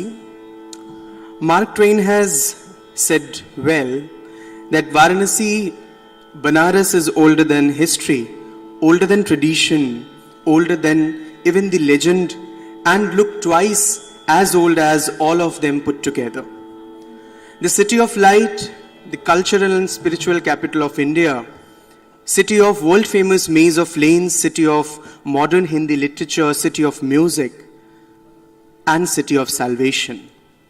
Banaras is the epitome of holding the both tradition and contemporary world together.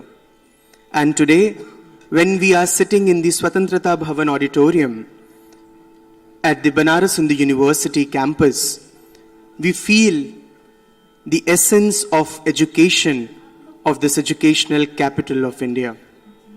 I take this opportunity to welcome you all at the 7th Ideal Village Conference on Rural Transformation for Sustainable Growth, organized by Stanford Ideal Village Project, Wheels Global Foundation, Pan IIT Alumni, Science for Society, CII, FIPA, FICCI, ADO and Institute of Management Studies, BHU.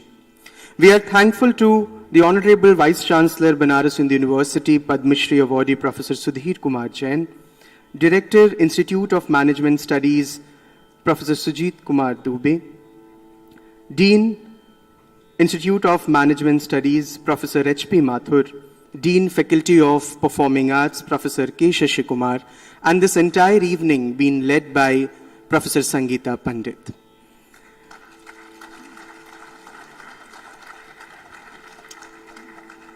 संगीत, साहित्य एवं आध्यात्म की त्रिवेणी जिस शहर में बहती है, चंचल बहने वाली गंगा भी ठहर कर इस शहर में रहती है। इस शहर की ऋचाओं में सांस लेने का मतलब जीवन के योग से खुद को जोड़ना और आदि योग के साथ वार्तालाप करना है। आज इसी कड़ी में संगीत एवं मंच कला संकाय काशी हिंदू विश्वविद्यालय परिवार की ओर से आज के इस सांस्कृतिक संध्या में सर्वप्रथम संगीत की प्रस्तुति होना सुनिश्चित हुआ है। भारतीय शास्त्रीय संगीत की त्रिमूर्ति यानी स्वर, गायन, वादन एवं नृत्य के माध्यम से आज हम यहाँ नाद ब्रह्म की प्रतिस्थापना करेंगे और वह ऊर्जा जो हमें मिलेगी, उस ऊर्जा को हम दिन भर की थकान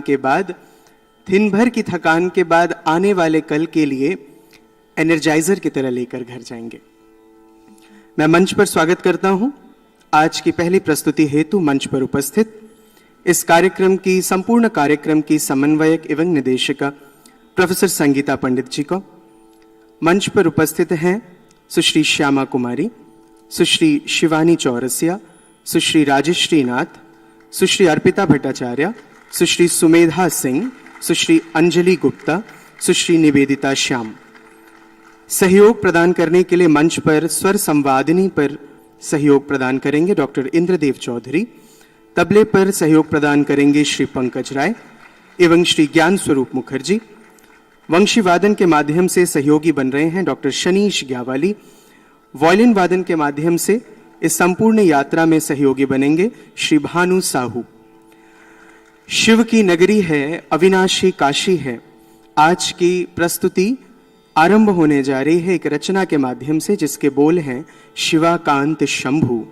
उसके बाद हम बनारस के संगीत के नब्ज टटोलेंगे, पकड़ेंगे।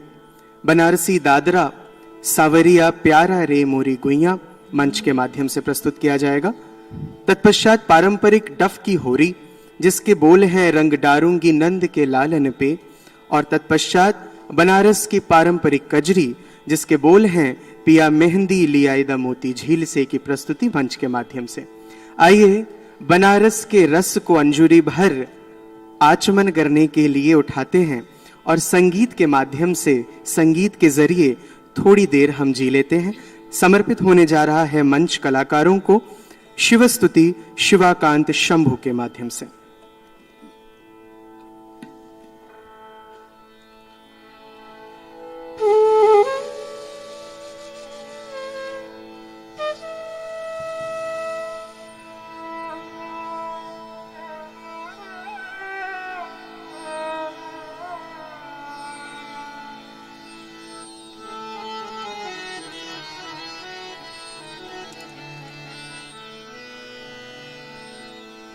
शिवाकांत शंभो शशांकार्धमाले,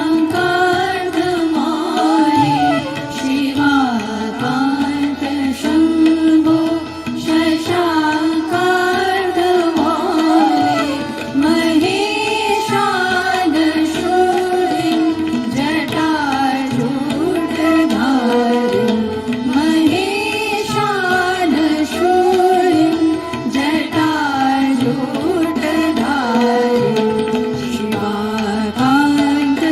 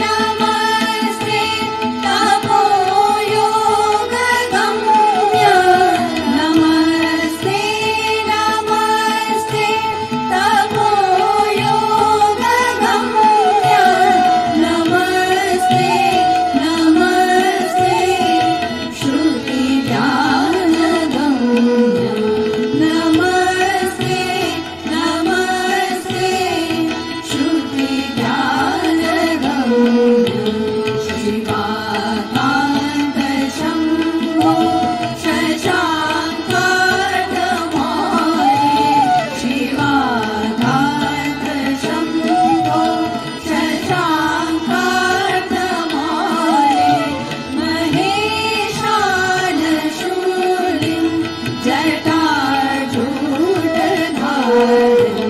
महेशान शूलिं जटाजूटधारिं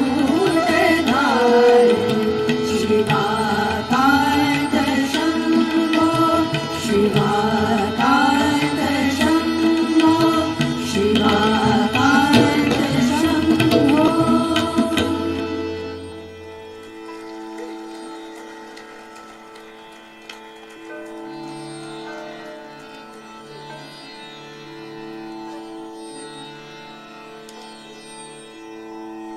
नरेंद्र जी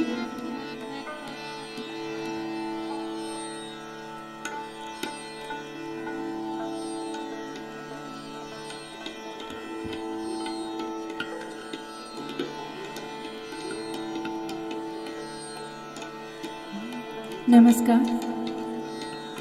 हम संगीत एवं मंचकला संकाय के सभी सदस्य इस विराट महायज्ञ के अवसर पे आपने हमें सुनना चाहा, इसके लिए ऑर्गेनाइजिंग टीम की बहुत आभारी, विशेषकर professor SK. Dubey, professor H.P. Mathur, कि आपने बनारस की संगीत को, भारत के संगीत को प्रदर्शित करने का मौका दिया। क्योंकि ये जो सेमिनार है आइडियल विलेज की बात है, तो बनारस की जो दादरा, कजरी या होरी, तो ये कहना चाहेंगे, आप सभी को पता है कि लोकल डायलेक्ट जो यहाँ पूर्बिया बोली है, उसकी जो मिठास है, जो हम आपके सामने प्रस्तुति करेंगे, वो बहुत ही सुंदर एक दादरा है, पारंपरिक दादरा। इसे ख्यातनामा हम सबकी परम आदरणीय विदुषी गिरिजा देवी जी बहुत ही प्रेम से गाया करती थी, और हम सबका सौभाग्य है कि वो विजिटिंग प्रोफेसर के रूप में हमारे संकाय में रहीं। तो उनसे जो हम लोगों ने कुछ पाया, तो आपके सामने ये दादरा प्रस्तुत है। The dadra is based on the theme सांवरिया प्यारा रे मोरी गुइया। The heroine says to her friends that my hero is so smart, so dashing, that I cannot mention his beauty. And when he waits for me under the kadam tree, Shashwat Nayak hai Krishna, when he waits for the kadam under the kadam tree and he gets sunburn, dhup ka mara re mori guiya. So it will come in the lines, you will enjoy the song. And when he puts on a very good, outfits, he looks so dashing, and he will kill everybody, whoever will look at him, he will kill. तो ये इसका Hindi translation यही है, सांवरिया प्यारा रे मोरी गुइया, सखियाँ एक दूसरे से कहती हैं।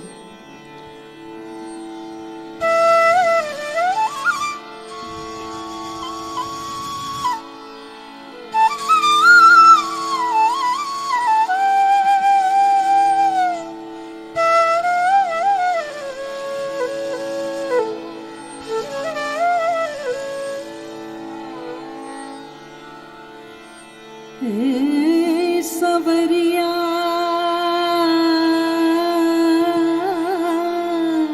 सवरिया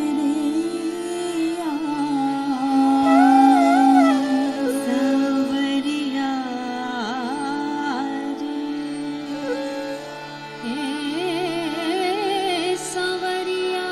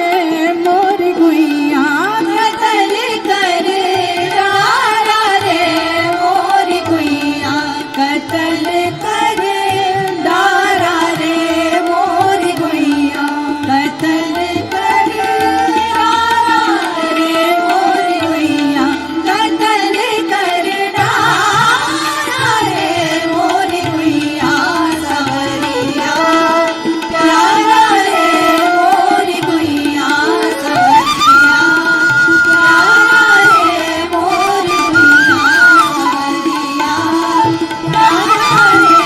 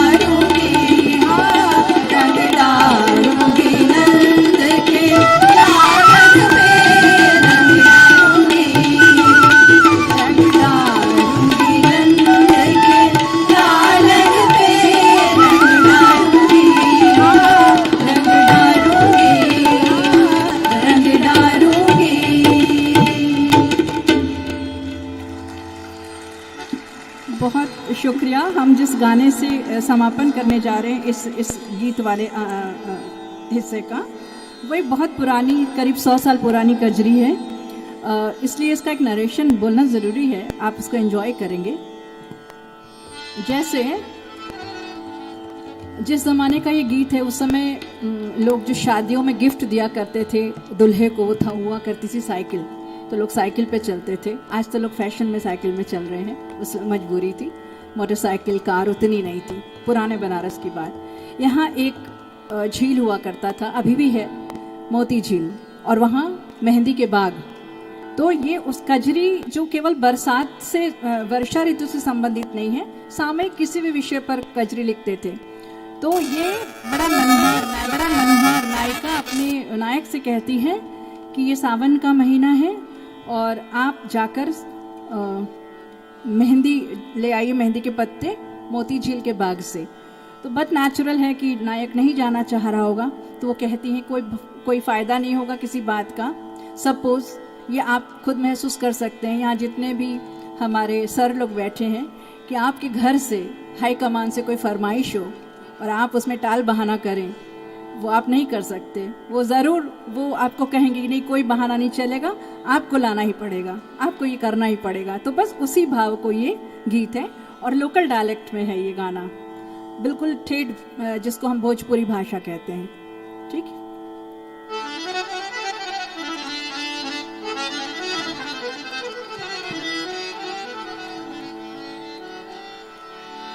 यह सावनी बहार बात कटना हमार, बात कटना हमार, बात कटना हमार। कोई फायदा, हाँ कोई फायदा न निकली दलील से। हाँ पिया मेहंदी ले आइदा मोती झील से। हाँ पिया मेहंदी ले आइदा मोती झील से, जाके साइकिल से ना। पिया मेहंदी ले आइदा मोती झील से, जाके साइकिल से ना। पिया मेहंदी ले आइदा मोती झील से, जाके साइकिल से ना।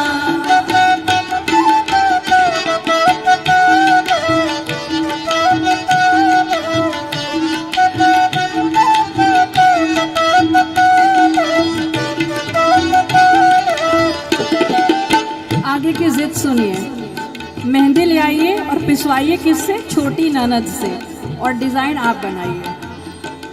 हाँ पिया मेहंदी लिया वा छोटी ननद से पिसावा। पिया मेहंदी लिया वा छोटी ननद से पिसावा। पिया मेहंदी लिया वा छोटी ननद से पिसावा। पिया मेहंदी लिया वा छोटी ननद से पिसावा। छोटी ननद से पिसावा, छोटी ननद से पिसावा। छोटी ननद से पिसावा, छोटी ननद से पिसावा। पिया मेहंदी लिया वा छोटी ननद से पिसावा।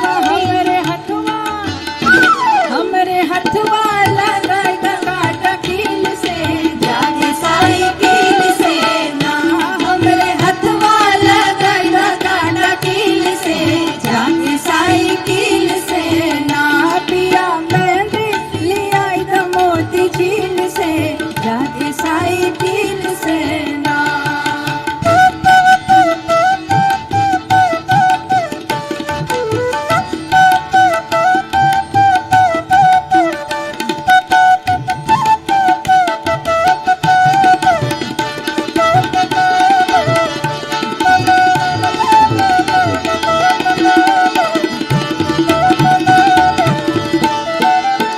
अगला बहाना, हाँ पकड़ लई जे बागवान, सजा होई जे चलान। पकड़ लई जे बागवान, सजा होई जे चलान। वो कहती है कि यदि, वो बहाने देता है कि यदि आपको जाते समय माली ने पकड़ लिया तो हम आपको कोर्ट में अपील करके छुड़वाएंगे। हाँ पकड़ लई जे बागवान सजा होई जे चलान पकड़ लई जे बागवान सजा होई जे चलान सजा होई जे चलान सजा होई जे चलान सजा होई जे चलान सजा होई जे चलान तोह के लड़के छोड़ाए अपील से जाके साइकिल से ना तोह के लड़के छोड़ाए अपील से जाके साइकिल से ना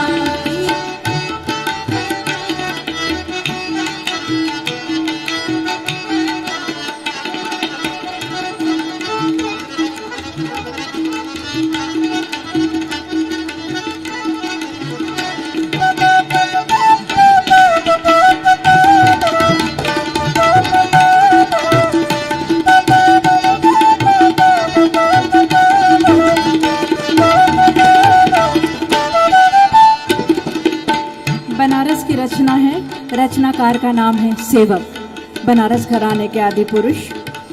तो बनारस में कहते हैं कि गाली भी बहुत मीठी लगती है, लेकिन लोग यूँ भी गाली देते नहीं हैं। सीख ये भी दी गई है कि जब तक ज़िंदगी है आप किसी से बेसील से मतलब बदतमीजी से बात ना करें। और इसमें जिनगानी मीन्स जिंदगी। सेवक इतने कहानी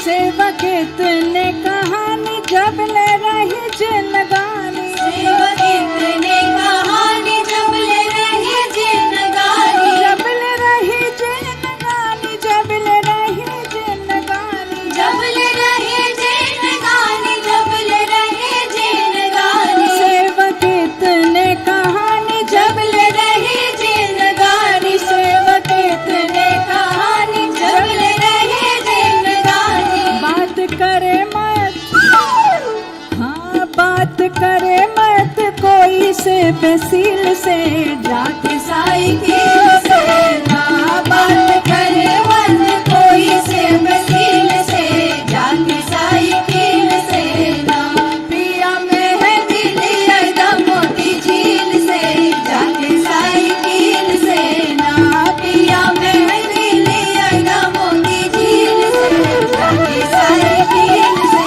ना पिया मेहंदी लिया दम मोती झील से जाके साइकिल से ना जाके साइकिल से ना जाके साइकिल से ना।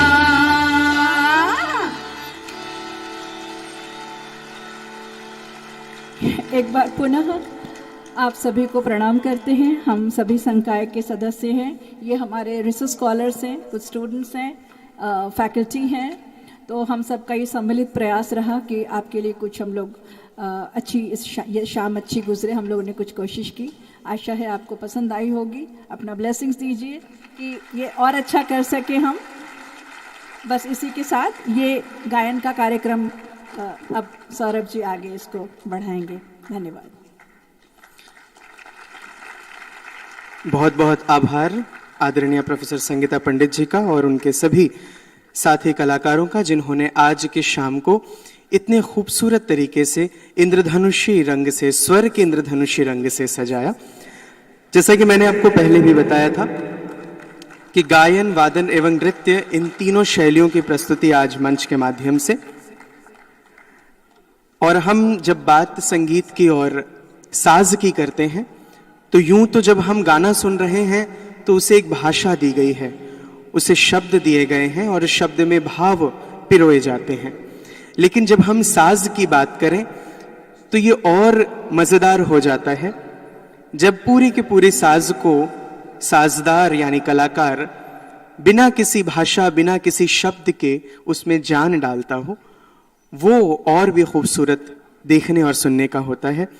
मैं मंच पर संगीत एवं मंच कला संकाय काशी हिंदू विश्वविद्यालय के वाद्य विभाग प्रमुख आदरणीय प्रोफेसर प्रवीण उद्धव जी से अनुरोध करूंगा कि वो अपने सभी साथी कलाकारों के साथ मंच पर आए। Before we move further, may I take this opportunity and welcome Mr. Arun Jain and Mrs. Manju Jain. We are celebrating the 6th foundation day of Mission Samriddhi. Mission Samriddhi has been working endlessly and tirelessly to help and promote the rural development and empower the practices in the different rural areas across the states, cities and villages. May I request Professor Suresh Shenoy, President Wheels Global Foundation, and Professor Sujit Kumar Dubey, Director, Institute of Management Studies, Banaras Hindu University, to please come forth and acknowledge Mr. Arun Jain and Mrs. Manju Jain for their wonderful journey. May I please request Mr. and Mrs. Jain to come up on stage. At the same time, may I please request Sir Mr. Suresh Shenoy and Sir Professor Sujit Kumar Dubey to come up on stage and acknowledge this wonderful journey celebrating 6th Foundation Day today with a token of love and gratitude.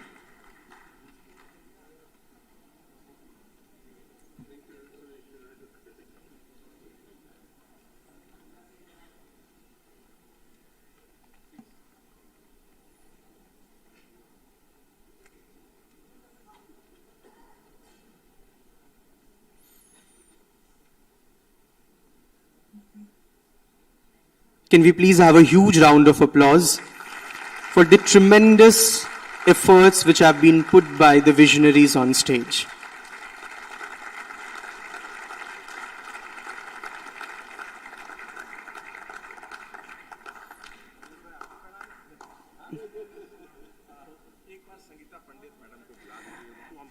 मैं मंच पर अनुरोध करता हूं आदरणीय professor Sangeeta पंडित जी से कि आप मंच पर आएं।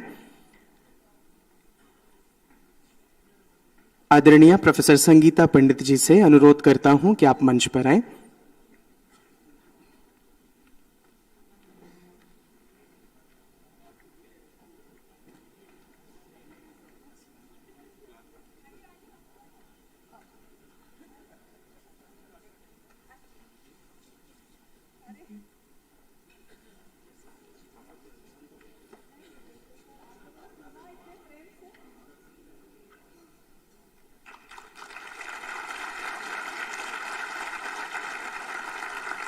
बहुत बहुत धन्यवाद sir.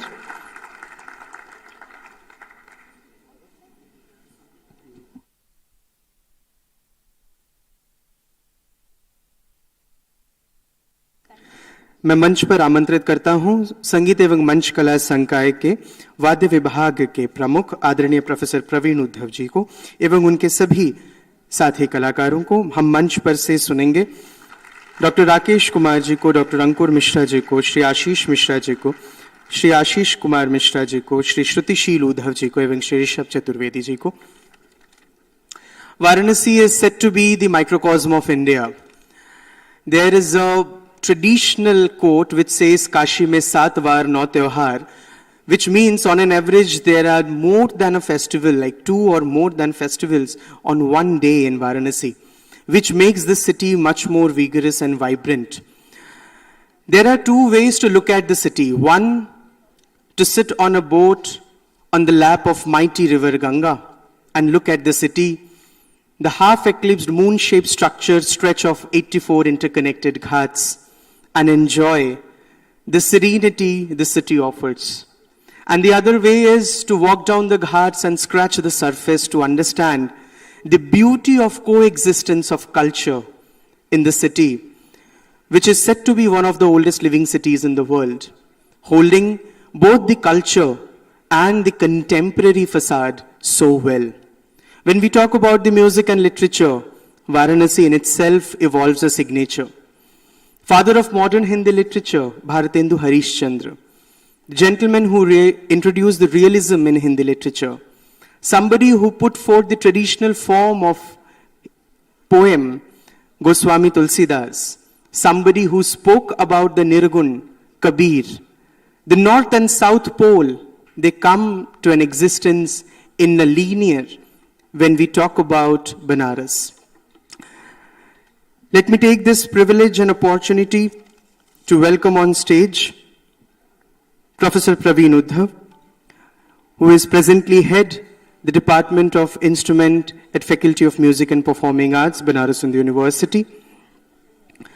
Dr. Rakesh Kumar on flute, Dr. Ankur Mishra on sitar, Shri Ashish Mishra on sarangi, Shri Ashish Kumar Mishra on tabla, Shri Shrutishi Ludhav on tabla and cajon, and Shri Rishabh Chaturvedi on vocal support.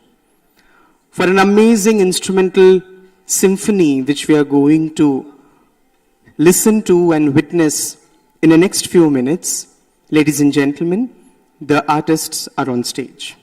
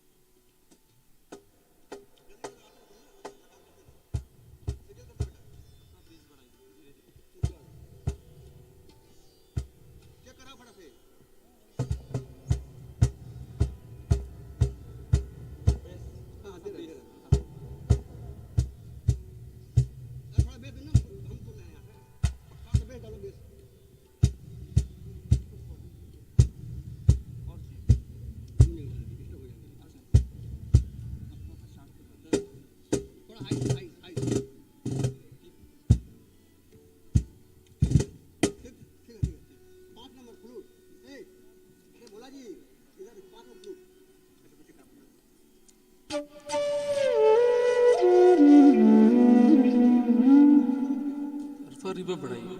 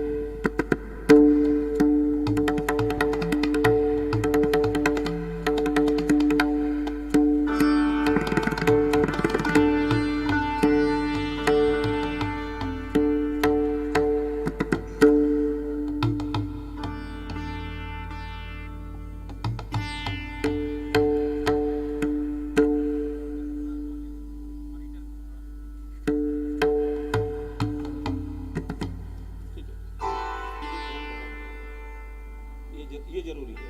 चालू करना है।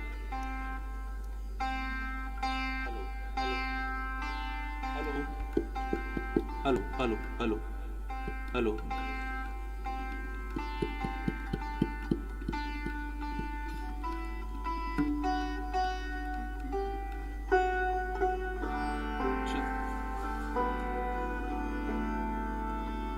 Timing दो।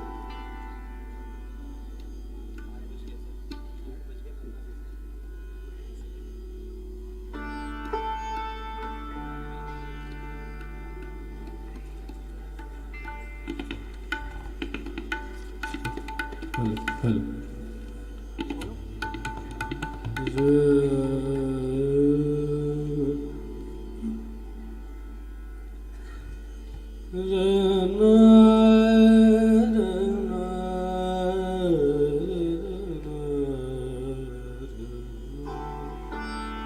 आशीष का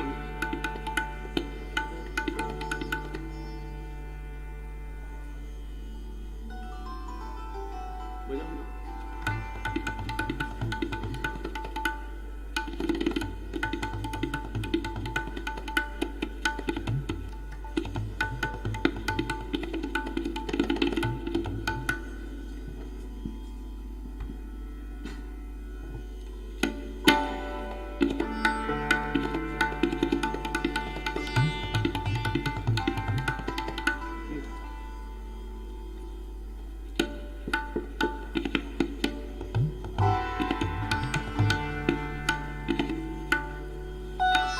नमस्कार।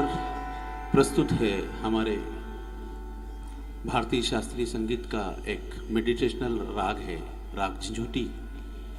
उसमें 2 composition हम प्रस्तुत करेंगे। बाद में राग सोहनी में कुछ कंपोजिशन प्रस्तुत करके और हम कार्यक्रम का समापन धुन से करेंगे। तो प्रस्तुत है राग झंझोटी।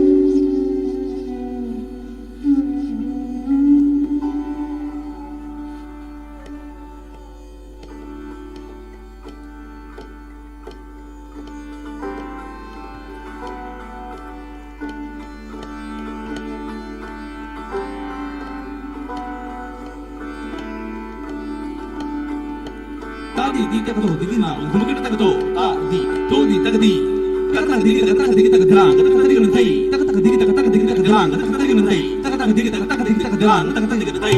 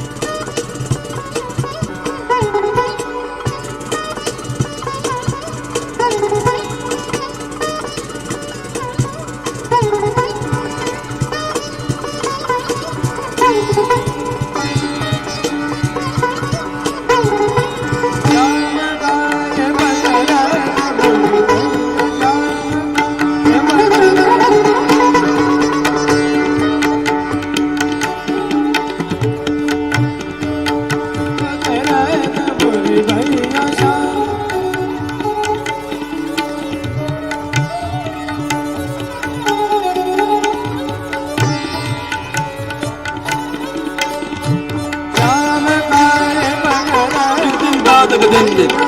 धान दादा धान दगति घंतरान दधिक तिरुधा कृतकृतकृता घेंत धागण दरकृतकृता घेंत धागण दरकृतकृता घेंत जाम काय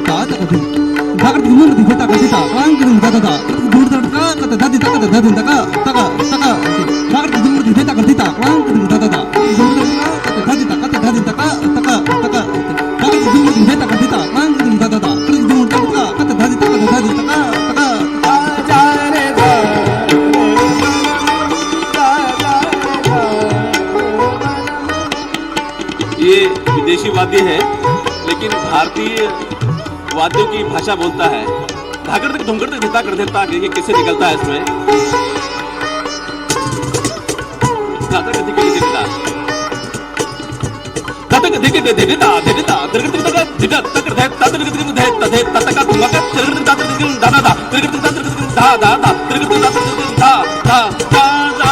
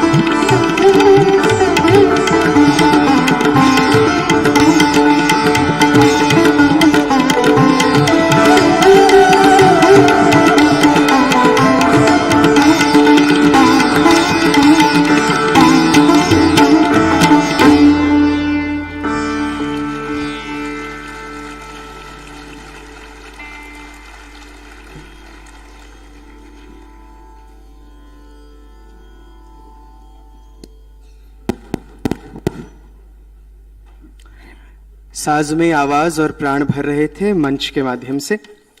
आदरणीय प्रोफेसर प्रवीण उद्धव जी, वाद्य विभाग प्रमुख, संगीत एवं मंच कला संकाय, काशी हिंदू विश्वविद्यालय, वंशी वादन के माध्यम से मंच पर हमारे बीच रहे। डॉक्टर राकेश कुमार जी, सितार पर सहयोग प्रदान किया डॉक्टर अंकुर मिश्रा जी ने, सारंगी पर श्री आशीष मिश्रा जी ने, तबले पर श्री आशीष कुमार मिश्रा जी ने, तबला एवं काहोन पर अभिनव प्रयोग कर रहे थे श्री श्रुतिशील उद्धव, गायन के माध्यम से सहयोगी रहे श्री ऋषभ चतुर्वेदी। मैं अनुरोध करता हूं श्री अर्जुन मल्होत्रा जी से कि आप मंच पर आएं एवं आदरणीय प्रोफेसर प्रवीण उद्धव जी का सम्मान करें।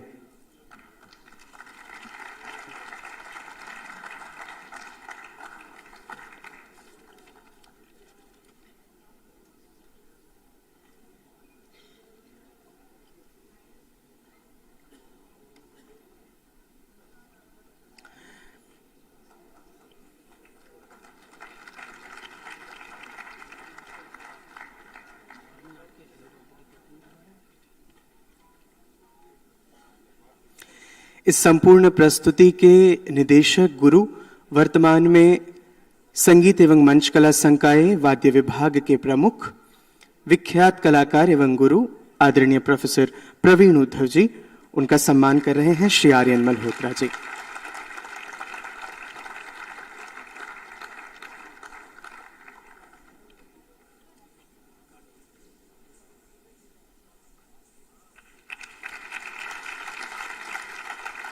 बहुत बहुत आभार। अब इसके बाद हम आज के कार्यक्रम को अगले चरण तक लेकर चलते हैं। नृत्य विधा दर्शनीय विधा है और वो और भी खूबसूरत हो जाते हैं जब मंच पर डॉक्टर विधि नागर सरीखे कलाकार अपने शिष्यों के साथ होते हैं। आज मंच पर हम भारतीय शास्त्रीय संगीत के विख्यात नृत्य विधा यानी कथक नृत्य विधा की प्रस्तुति देखेंगे। बनारस की जब हम बात करते हैं तो बनारस की हर बात निराली है। अभी सर्द के मौसम में सुबह सुबह ओस में भीगी नहाई मलइयो, या बनारस की गुलाबी सर्द की शाम को घाटों पर से होने वाली स्वर लहरियों की गूंज जब हमारे कान से होते हुए हृदय तक बैठते हैं तो ऐसा लगता है कि जीवन के ऊहापोह से हमें निष्णात शांति मिल गई है। अविनाशी है काशी और भगवान शंकर यहां बड़े अद्भुत रूप में उपस्थित हैं। हम यूं मानते हैं कि जब हम भगवान शिव की बात करते हैं तो शिव योगी हैं, लेकिन मैं हमेशा इस बात पर यकीन रखता हूं और विश्वास करता हूं कि बनारस में शिव योगी नहीं है, बनारस में शिव भोगी हैं। वो अपने सांसारिक जीवन को शांति और समृद्धि के साथ जीना और लोगों में इस कुशलता का संस्करण करने के लिए यहां आशुतोष रूप में उपस्थित हैं। 12 ज्योतिर्लिंगों में से एक श्री काशी विश्वनाथ का ज्योतिर्लिंग शायद पूरे वर्ष में देश के अनेक शहर, राज्य, गांव से तीर्थयात्रियों को अपने पास बुला लेता है, क्योंकि एक ऐसा दरबार है जहां सिर्फ शिव और शक्ति एक कार में, एक रूप में उपस्थित होकर दर्शन देते हैं।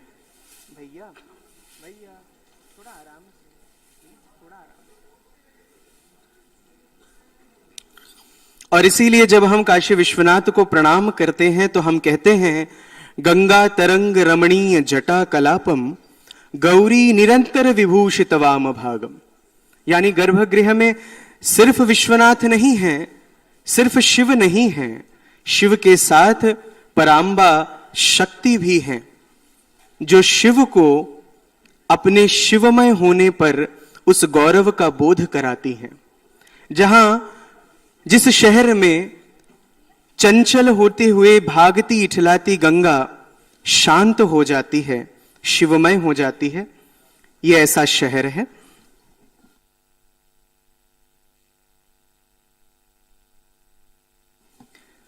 मंच पर से हमारे जो साथी हैं उन्होंने मंच को साफ करने में काफी महत्वपूर्ण भूमिका निभाई है और मंच की सफाई का होना इसलिए भी जरूरी था क्योंकि अब जो कलाकार नृत्य की प्रस्तुति हेतु आ रहे हैं, हम चाहते हैं, हमारे लिए बहुत आसान होता है देवी और सज्जनों, जब हम सामने बैठकर दर्शक दीर्घा में कलाकारों को देखते हैं, लेकिन उस प्रस्तुति के पीछे कि उनकी साधना, उनकी लगन, उनकी मेहनत हम नहीं देख पाते। बहुत बहुत परिश्रम के बाद किसी एक प्रस्तुति को संपूर्ण रूप प्रदान किया जाता है, तब जाकर आप उसे देख पाते हैं। और उसी तल्लीनता में कलाकार कुछ यूं खो जाता है कि उसे सिर्फ आपका अभिवादन, आपकी तालियां ही मिलती हैं, जो उसकी सबसे बड़ी पूंजी हैं, जो उसे बेहतर से बेहतरीन होने के लिए प्रशस्त करती हैं। आज की पहली प्रस्तुति ये रसखान की रचना है, और रसखान की रचना जिसका शीर्षक है मोर पखा। देखिए कितनी खूबसूरत भाव में पगा हुआ ये पूरी की पूरी प्रस्तुति आपके समक्ष होगी, जहां कृष्ण के प्रेम में रमी रची बसी राधा ने ये सोच लिया कि आज वो कृष्ण बनेंगी, कृष्ण का रूप धारण करेंगी। तो उन्होंने सिर पर मोर का मुकुट रख लिया, बालों को घुंघराले कर लिए, कृष्ण का वेश धारण कर लिया, और अब वो पगडंडियों से चलते हुए कृष्ण के उस रूप में, उस वेश में संपूर्ण रूप से समाने ही वाली थी कि उनका ख्याल, उनका ध्यान वंशी पर जाता है। और वंशी को हाथ में लेकर राधा सोचती हैं कि सब कुछ तो धारण कर लिया कृष्ण जैसा, लेकिन अब वंशी तो मेरी सौतन है, जिसे अधरों पर लगाए कृष्ण रखते हैं, तो इस सौतन से मैं आज नेह कैसे करूं। और इसी भाव को आपके बीच नृत्य के माध्यम से प्रस्तुत करने के लिए मैं मंच पर बड़े आदर के साथ आमंत्रित कर रहा हूं नृत्य विभाग की पूर्व प्रमुख संगीत एवं मंच कला संकाय से आदरणीय डॉक्टर विधि नागर जी को।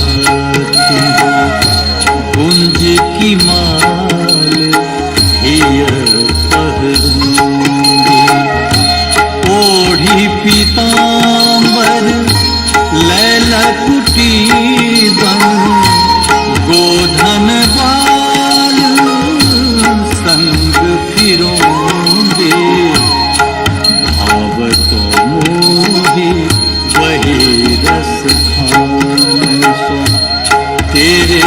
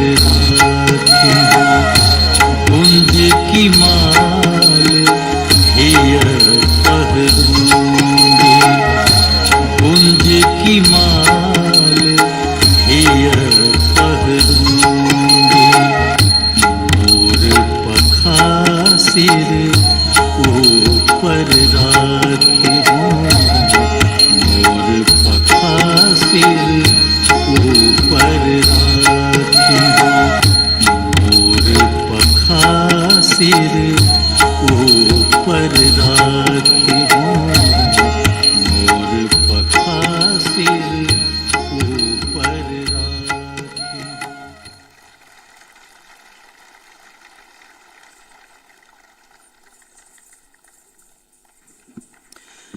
जब बात कथक नृत्य की हो तो हमें ये भी पता है कि बनारस अपने आप में भारतीय शास्त्रीय संगीत के संपूर्ण घराने के रूप में भी विश्ववंदित है।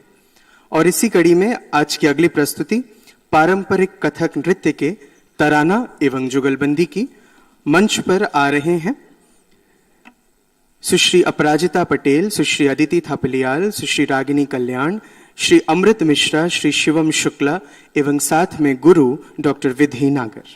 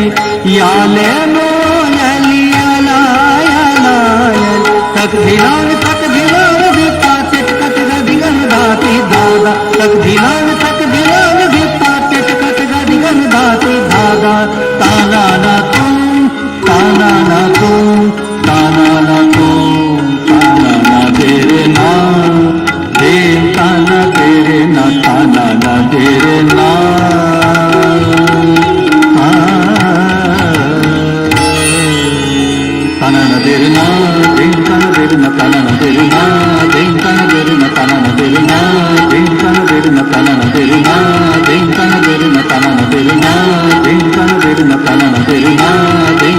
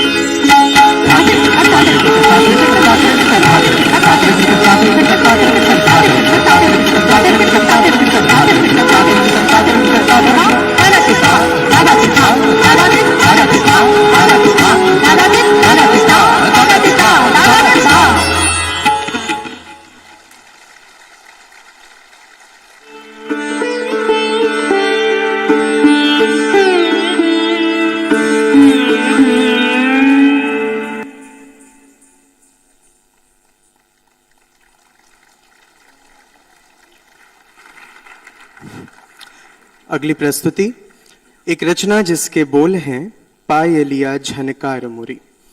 और इस नृत्य की प्रस्तुति हेतु मैं मंच पर आमंत्रित कर रहा हूं सुश्री अपराजिता पटेल, सुश्री रागिनी कल्याण, श्री अमृत मिश्रा, श्री विशाल सिंह एवं श्री अंशु कुमार शर्मा।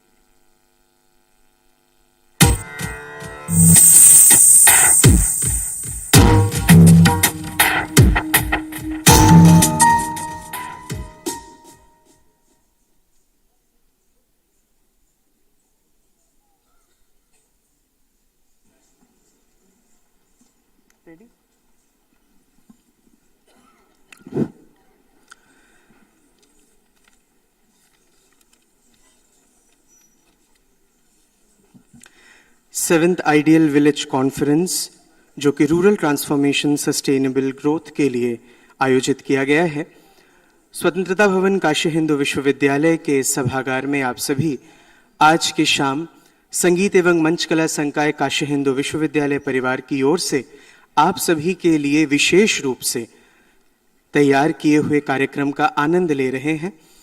और कितनी अच्छी बात है कि जब हम बात करते हैं विजन और विजनरीज की, हम हमेशा कहते हैं कि नज़र का ऑपरेशन होता है, नज़रिए का ऑपरेशन नहीं होता। और वो नज़रिया रखने वाले हमारे महामना भारत रत्न से सम्मानित पंडित मदन मोहन मालवीय जी ने जब अपनी ही इस बगिया में, अपने ही इस विश्वविद्यालय के प्रांगण में संगीत को समर्पित एक विभाग के लिए सोचा, तो उन्होंने संगीत मार्तंड पंडित ओंकारनाथ ठाकुर जी को बुलावा भेजा। और आत्मीयता एक संगीत जीवन की साधना की ऐसी कि उनके बुलावे पर पंडित ओंकारनाथ ठाकुर जी आते हैं और उन्होंने जिस बगिया की प्राण प्रतिष्ठा की वो आज संगीत एवं मंच कला संकाय के रूप में पल्लवित पुष्पित फलित हो रहा है। और उसी बगिया के नृत्य विभाग के कलाकार अपनी अगली प्रस्तुति लेकर मंच पर आ रहे हैं, जिसके बोल है पायलिया झनकार मुरी।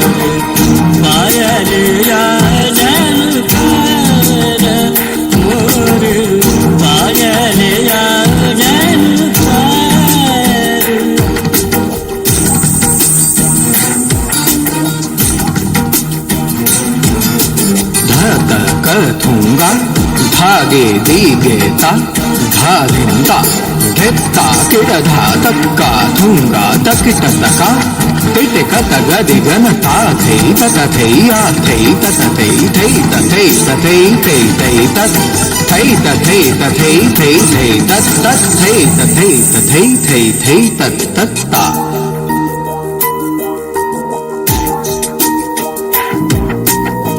तेरा समझाऊं समझते नहीं, तेरा समझाऊं समझते नहीं, शासन में पूरी उजागी गाने पायल या जन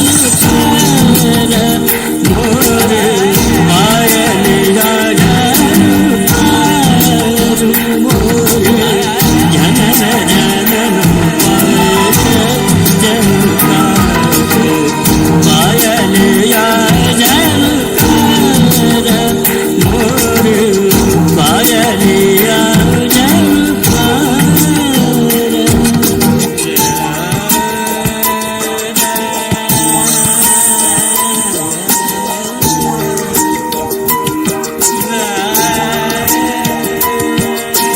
धिताम धिताम तक दग धूम तक तो धिताम धिताम तक दग धूम तक तो तक दिग तक थुम तक दग न थुम लूंग तक थुम तक दग न धा दग न धा दग न धा दग न धा दग न धा दग न धा दग न धा दग न धा दग न धा।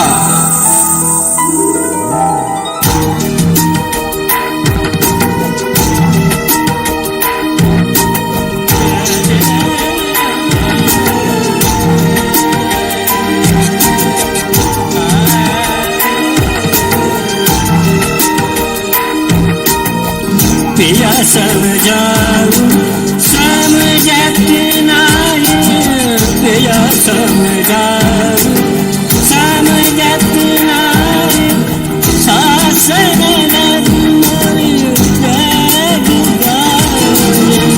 पायल या जन पायल या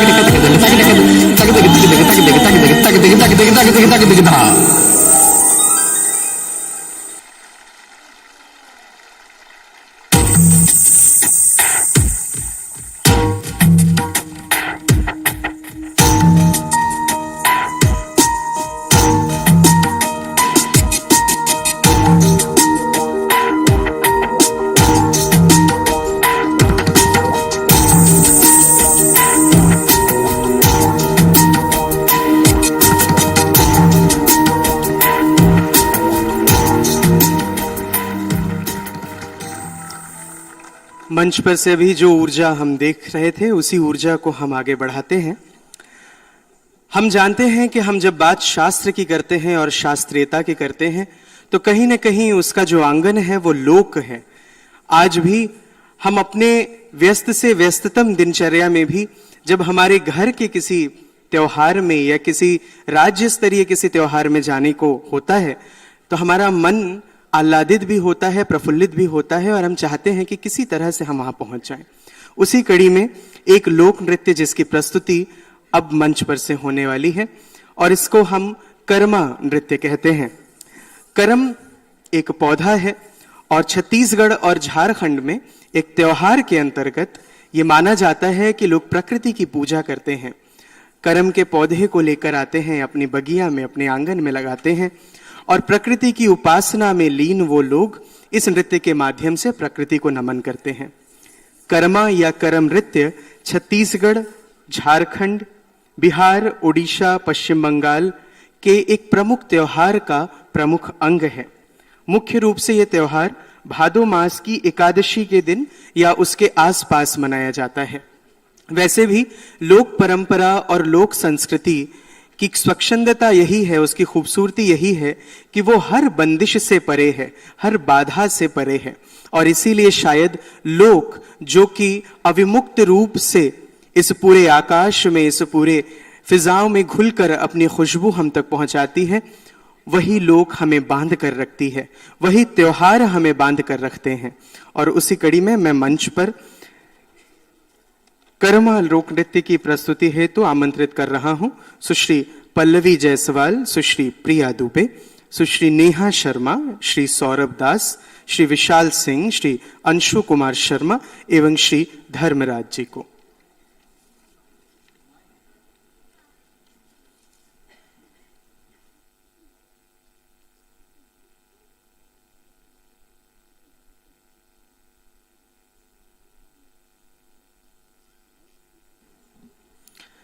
आज के इस संपूर्ण कार्यक्रम का ये समाहार सत्र होगा, यानी इस संपूर्ण सांस्कृतिक यात्रा के गंतव्य तक हम लगभग पहुंच चुके हैं।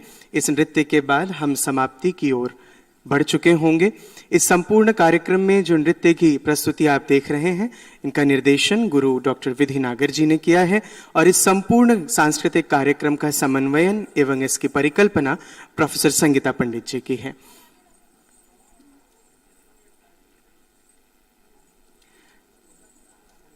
कितनी खूबसूरत बात है कि जब हम लोक नृत्य की बात या लोक संस्कृति की बात करते हैं तो हमारे घर की वो चीजें, वो वस्तुएं हमें दिखने लगती हैं जो शायद कहीं किसी कोने में किसी पर्दे के अंदर आराम कर रही होती हैं। हम वस्तुतः इन सारी चीजों को, सूप है, ये टोकरी है, इन्हें वस्तुतः हम बहुत संभाल के किसी जरूरत के समय पर पड़ने पर काम में लाने के लिए रखते हैं। और देखिए, लोक नृत्य की या लोक संस्कृति की ये खूबसूरती है कि ये पुआल से लेकर, टोकरी से लेकर सूप तक हमारे सामने हमारे संस्कृति की इंद्रधनुषी छटा बिखेरते हुए मौजूद हो जाते हैं।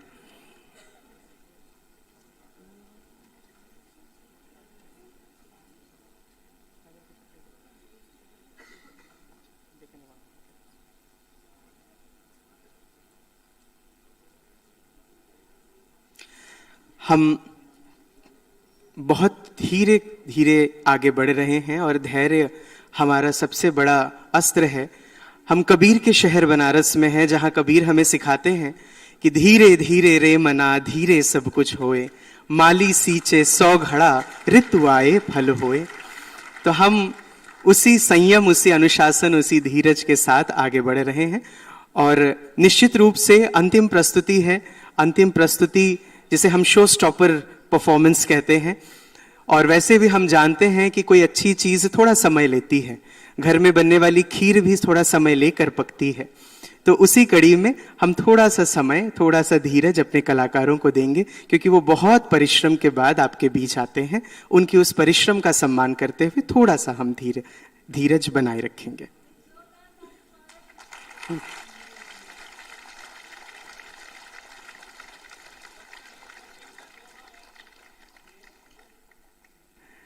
कबीर के दोहे, कबीर के दोहे में सर, ये जो शहर है ना, ये बरबस प्रेम लुटाने वाला शहर है। तो वो यही कहता है कि पोथी पड़ी पड़ी जगमुआ, पंडित भया न कोय, 2.5 आखर प्रेम का पढ़े सो पंडित होए। तो आइए उसी प्रेम की भाषा में हम नृत्य का आनंद लेते हैं। समर्पित होने जा रहा है मंच, उपस्थित होने जा रहे हैं कलाकार कर्मा लोक नृत्य के साथ।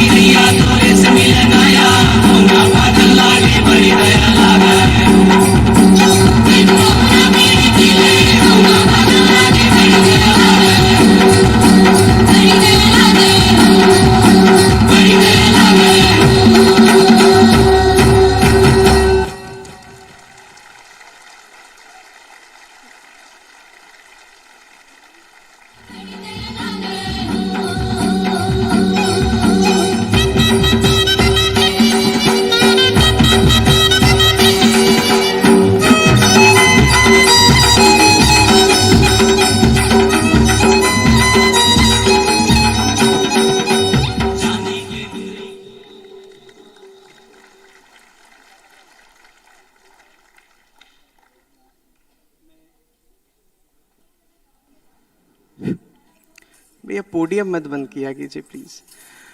मैं डांस की इस पूरी टीम की लीडर एवं उनके गुरु डॉक्टर विधि नागर जी से अनुरोध करता हूं कृपया मंच पर आएं अपने पूरी टीम के साथ। मैं अनुरोध करता हूं हमारे बीच उपस्थित आदरणीय श्री प्रदीप कपूर जी, एम्बेसडर प्रदीप कपूर जी, आप मंच पर आएं एवं डॉक्टर विधि नागर जी को सम्मान प्रदान करें। मैं डॉक्टर विधि नागर जी से अनुरोध करता हूं कि अपने सभी शिष्यों के साथ मंच पर आएं।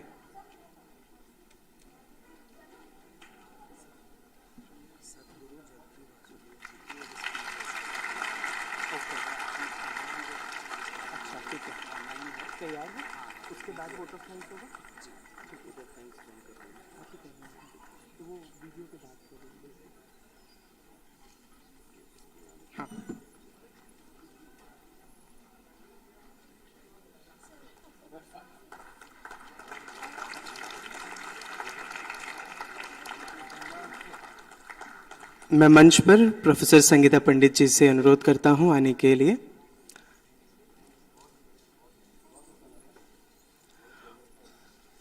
और कार्यक्रम अभी संपूर्ण रूप से खत्म नहीं हुआ है। जग्गी वासुदेव जी यानी हमारे सभी के प्रिय सद्गुरु जी का एक संदेश, एक आशीर्वाद स्वरूप वीडियो है जो हम सभी को सुनना शेष है। उससे पूर्व आदरणीय प्रोफेसर संगीता पंडित जी कुछ कहना चाहती हैं, मैं उनसे अनुरोध करता हूं।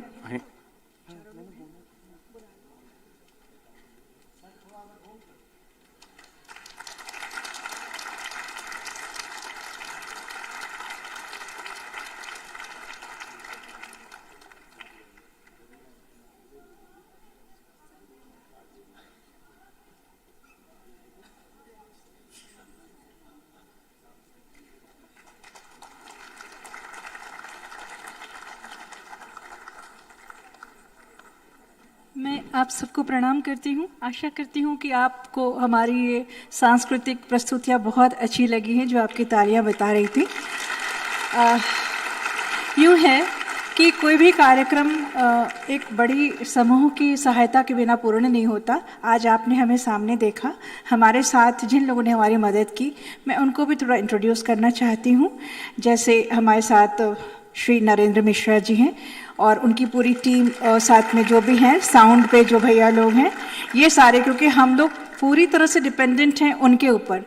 उन्होंने इतना सुंदर साउंड व्यवस्था की कि हमारा कार्यक्रम उभर के आया। तो मैं निवेदन करती हूँ आप एक बार मंच पर आ जाएं। और सचिन जी हमारे ख्याल से हैं, आ जाइए प्लीज़। अभिषेक जी आ जाइए। और हमारे साथ श्री सोनू जी और रितेश जी आ जाइए। अमर कृष्ण और अभिनव आचार्य, ये सारे हमारे बैक स्टेज के सहायक हैं। अमर कृष्ण आइए। अभिनव नारायण आचार्य शायद कहीं बाहर होंगे, आइए। तो हम आप सबके भी बहुत आभारी हैं। और साथ में आपकी जो वॉलंटियर्स की टीम जिन्होंने हमारा इतना ख्याल रखा, हमें टाइम टू टाइम सब कुछ मुहैया कराया, इसके लिए मैं आभारी हूँ पूरी ऑर्गेनाइजिंग कमेटी की, और विशेष रूप से आदरणीय प्रोफेसर एस.के. दुबे सर और एच.पी. माथुर सर की, जिन्होंने हमें ये मौका दिया और हमारी इतनी अच्छी खातिरदारी की। Thank you so much. Saurabh को कैसे भूल सकती हूँ। सौरभ आपने देखा कि मंच एक मुहूर्त के लिए इन्होंने खाली होकर जाने नहीं दिया। ये बनारस के ही नहीं, देश के उभरते हुए बहुत अच्छे उद्घोषक हैं। आप सबकी ब्लेसिंग्स इनको और ऊंचाई पर ले जाएगी। Thank you so much. Thank you so much, ma'am, for your kind words. May I please request to start with the video, which is a token of blessing by Sadhguru. Without further ado. Ma'am, you want to say something? Welcome, Sadhguru. It is so wonderful that you are part of this Ideal Village Conference. This is the 7th Ideal Village Conference, and it is for the first time being held away from Stanford University on the beautiful grounds of Banaras Hindu University. Namaskaram. It's ideal that the conference is moving to India because India has the largest number of villages for longest period of time with maximum population living in villages. So it is very appropriate that it should move to India and to Kashi because it represents many things. Well, when it comes to an Indian village, there is a lot of romanticization of a village. Because at one time it was true. People who lived in cities had certain conveniences and comforts, but people who lived in villages were sturdy, well-nourished, strong people. They lived life better in certain ways, though they did not possess as much as a urban dweller does. But that has changed dramatically in the last 30 to 40 years' time. Today in the village, you please check it out, nearly 60%. It's much better in the last 10 years, I would say 10 to 15 years it's much better. But otherwise, 60% of the population, their skeletal system itself has not grown to full size because they're undernourished. Undernourishment does not necessarily mean that they don't have food to eat, that is also true with some. But another aspect of undernourishment is when we moved from subsistence farming to so-called cash farming or commercial farming, many valuable things which were nurturing life were lost. When you were doing subsistence farming, that is, you were growing food for just yourself and your family, you had variety of things growing in your farm and you ate variety of food. Especially in a vegetarian diet society, it's important that there is a complex addition to the diet. You can't just be eating one vegetable and one cereal and think you will be healthy, it doesn't work like that. I'm saying this particularly because in the West, for a long period of time, now things have changed in the last 15–20 years again, otherwise most people's idea of a vegetarian diet was potato and tomato at the most. So now that is changing significantly, but particularly in India, the variety of vegetables we have and the nourishment value that it has in terms of micronutrients and vitamins is phenomenal. But that is going away because all that cannot be available in the marketplace. Only what is commercially viable goes to the marketplace. So shifting from this subsistence way of farming to commercial way of farming has brought about a huge silent tragedy. That is, human beings are not growing to full size. When your body doesn't grow to full size, obviously your brain also doesn't go to full size. So this is a silent tragedy, it doesn't make noise, it happens quietly. You see the images, even if you see photographs, even if you don't travel. I travel extensively in rural India, people are all like this. You just ask any urban people, they'll think village people are like that only.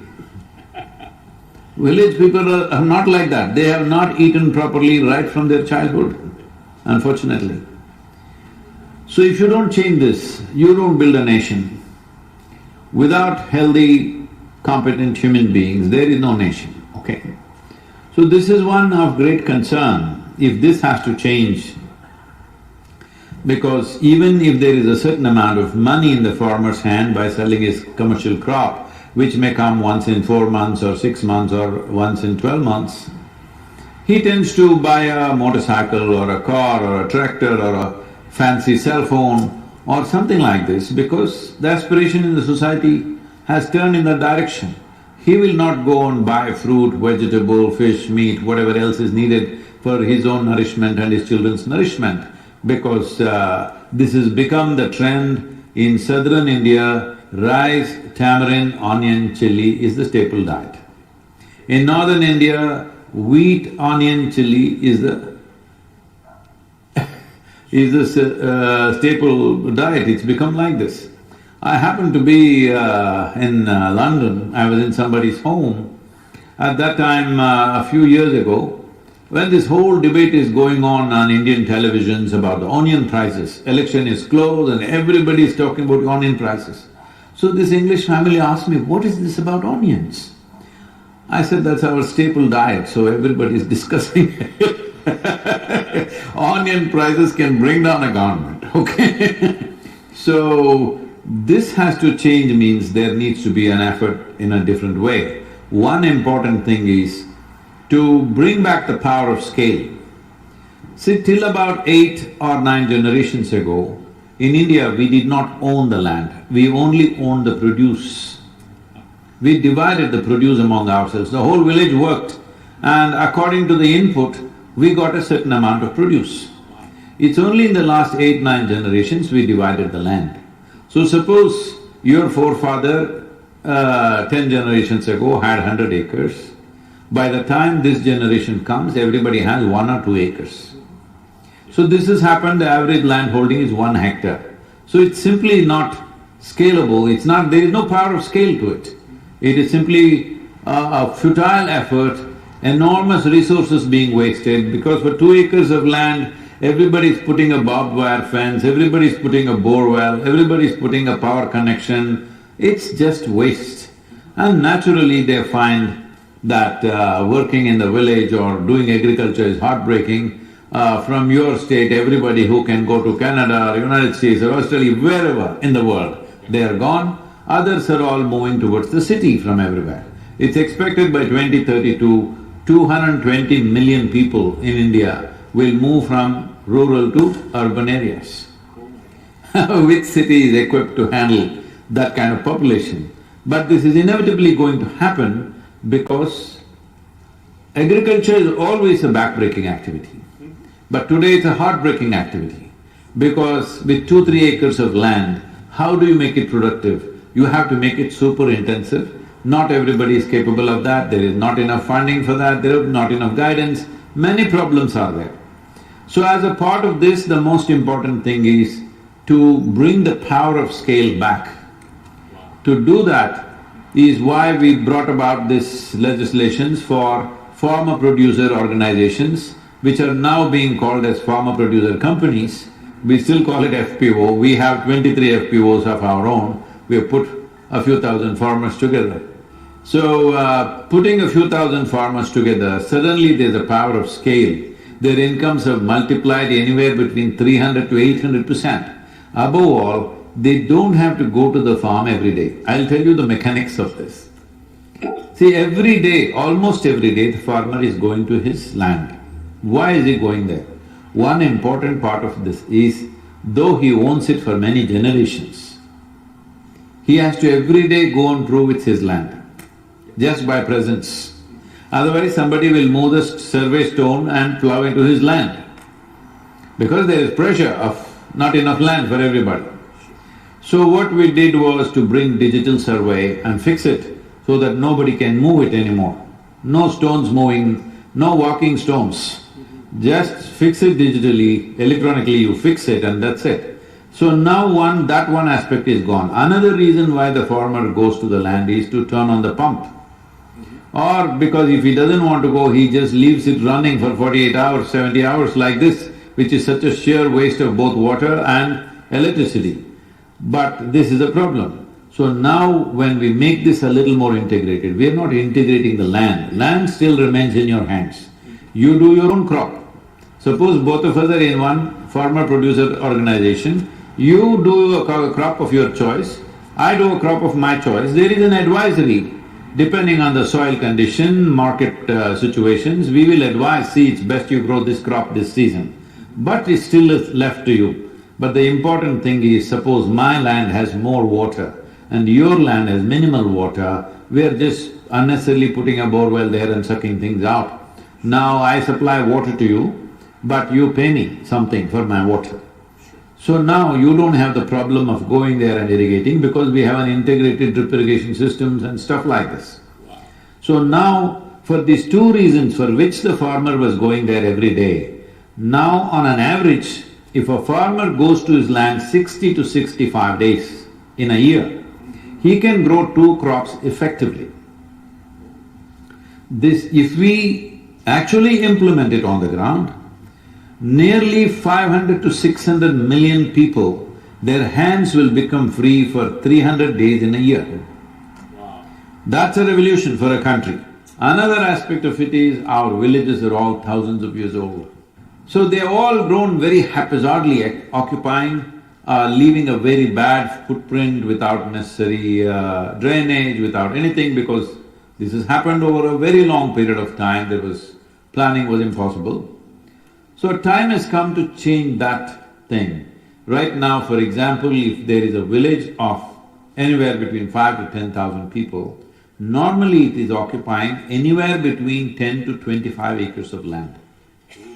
Yes, because it's all spread out like that. And there is no way to, bring in any drainage system, proper toilets, anything. You can do those things, but most of it doesn't work simply because to bring a system you need to demolish a few things and do that. Nobody is willing to have his house demolished because my grandfather lived here, my father lived here, I don't want my house to be demolished, this kind of thing. So one thing, to break through these emotions, I think the new generation is getting ready. I've been talking about it for over 10 years now. Slowly people are warming up to the idea. So I'm asking also companies to do it. I said, instead of all your employees living in cities, make a village like this. So this is a one-building village. So let's say you take 50 acres outside the city. See, if whatever costs $100, let's say, or $1,000 in Los Angeles, if you go 50 kilometers away, the same thing will cost probably $5 or $10 if you go a little interior. So you take, let's say, 50 acres. The numbers I'm putting is just off the cuff. 50 acres, build only 1 acre. Go 50 floors if you want, or 100 floors if you want. But 49 acres will remain a verdant forest with lakes, walking pathways, exercise things. If you want to grow some vegetables and fruits, we can make orchards out of it, whatever. Most important thing is, in this building, residentials, offices, a small school up to 5th standard, a small level of shopping, a theatre, everything is there. You don't have to go out of your building at all. If you once a week, if you want to drive to the city, you drive, otherwise none of the cars will start. So one aspect is the human living conditions must change. Unless we go vertically, you cannot accommodate 1.4 billion people. You have 4% of the world's land and 17% of the world's population, so you cannot accommodate them unless you go vertically. So your idea of a village is like this, this must change, your idea of a village has to go like this. So, if we don't make use of the technology, if you don't change the fundamental mindsets, we won't find solutions.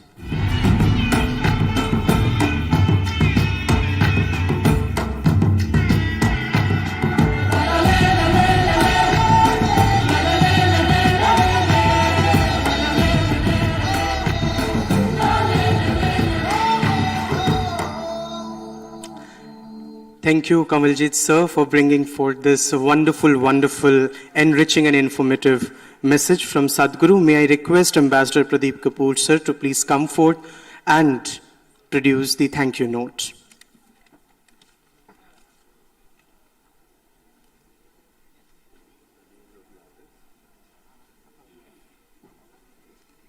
Just underline the ones who had been leading. Sure.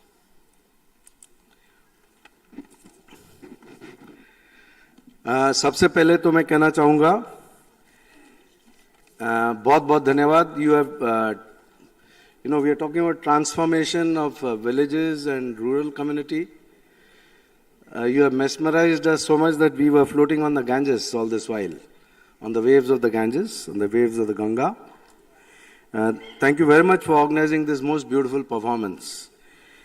But it's not the Arun Jain, 100 rupees more for your kitty.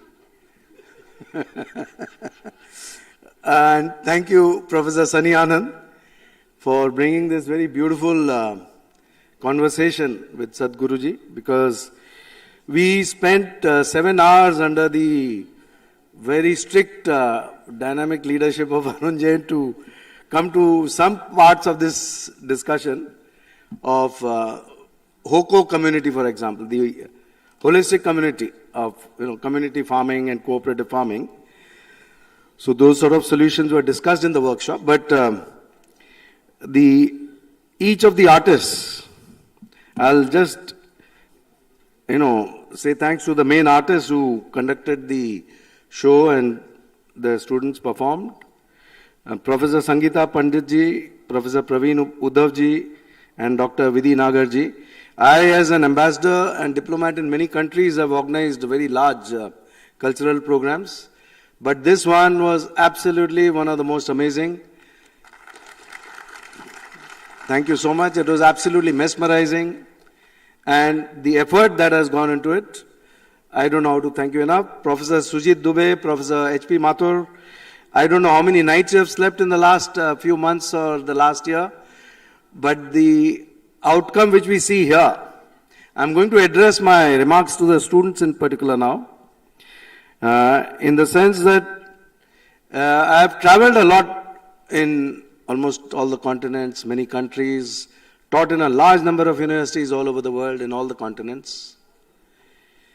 But this is a very unique experience. Coming to Banaras as it is very, very inspirational, very transformational for any person. And then to be met with a reception like this, where you talk to the students and you ask them anything, and the response that you receive. I've been here since the 7th morning with quite a few of my colleagues. So today is already the 12th, so more than 5 days. So जो भी छात्रों के साथ हमारा interaction हुआ अभी तक, I think हमारे सारे ग्रुप्स में सारे जो व्हील्स ग्लोबल फाउंडेशन के इतने सारे आए हैं लोग पूरी दुनिया से, आइडियल विलेज स्टैनफोर्ड यूनिवर्सिटी के जो आए हैं, तो हम बहुत बहुत आभारी हैं, क्योंकि जो छात्रों का तरीका है, बनारस का तो हमने सुना था बहुत, जो तहजीब है और जो आदब है, बट उसको पर्सनली एक्सपीरियंस करना और उनकी लैंग्वेज को सुनना और उनका जो म्यूजिकल रिस्पॉन्सेस को सुनना और केवल पॉजिटिव रिस्पॉन्स मिलना, हमेशा कभी इनकम्प्लीट रिस्पॉन्स नहीं मिलना.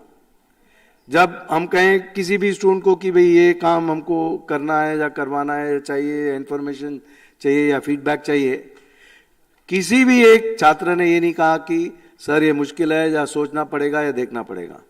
उनका खाली रिस्पांस ये होता था कि हो जाएगा, और 5 मिनट बाद एक टेक्स्ट आता था, वो खुद आते थे या फिर खुद आते थे कि सर ये इसका जवाब है, ये इसका सॉल्यूशन है, ये इसका स्टेटस है.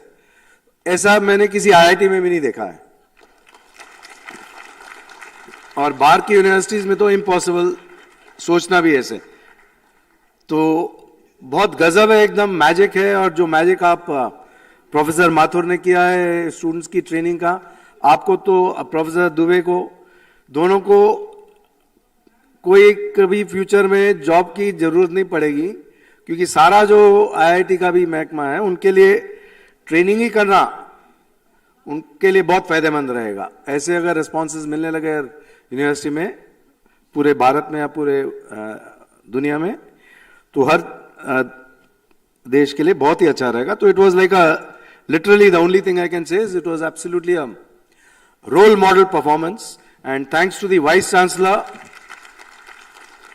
Professor Sudhir Jain, who's been an old friend of Wheels. We have known him personally for a very long time.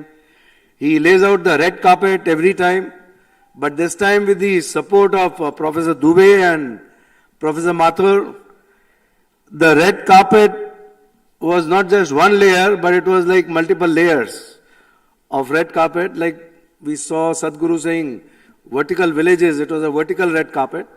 From the moment we landed at the Banaras airport, we were enthralled absolutely, because there were classical music performances live going on at the Banaras airport. I don't know whether it was organized by BHU or not, but we will give full credit to BHU. Thank you very much, BHU. And the last point which I want to say to all the students here, and you guys are absolutely rocking. You are cool, you are super. What you guys have to do, yes, please give a standing ovation. We have to celebrate such a student body.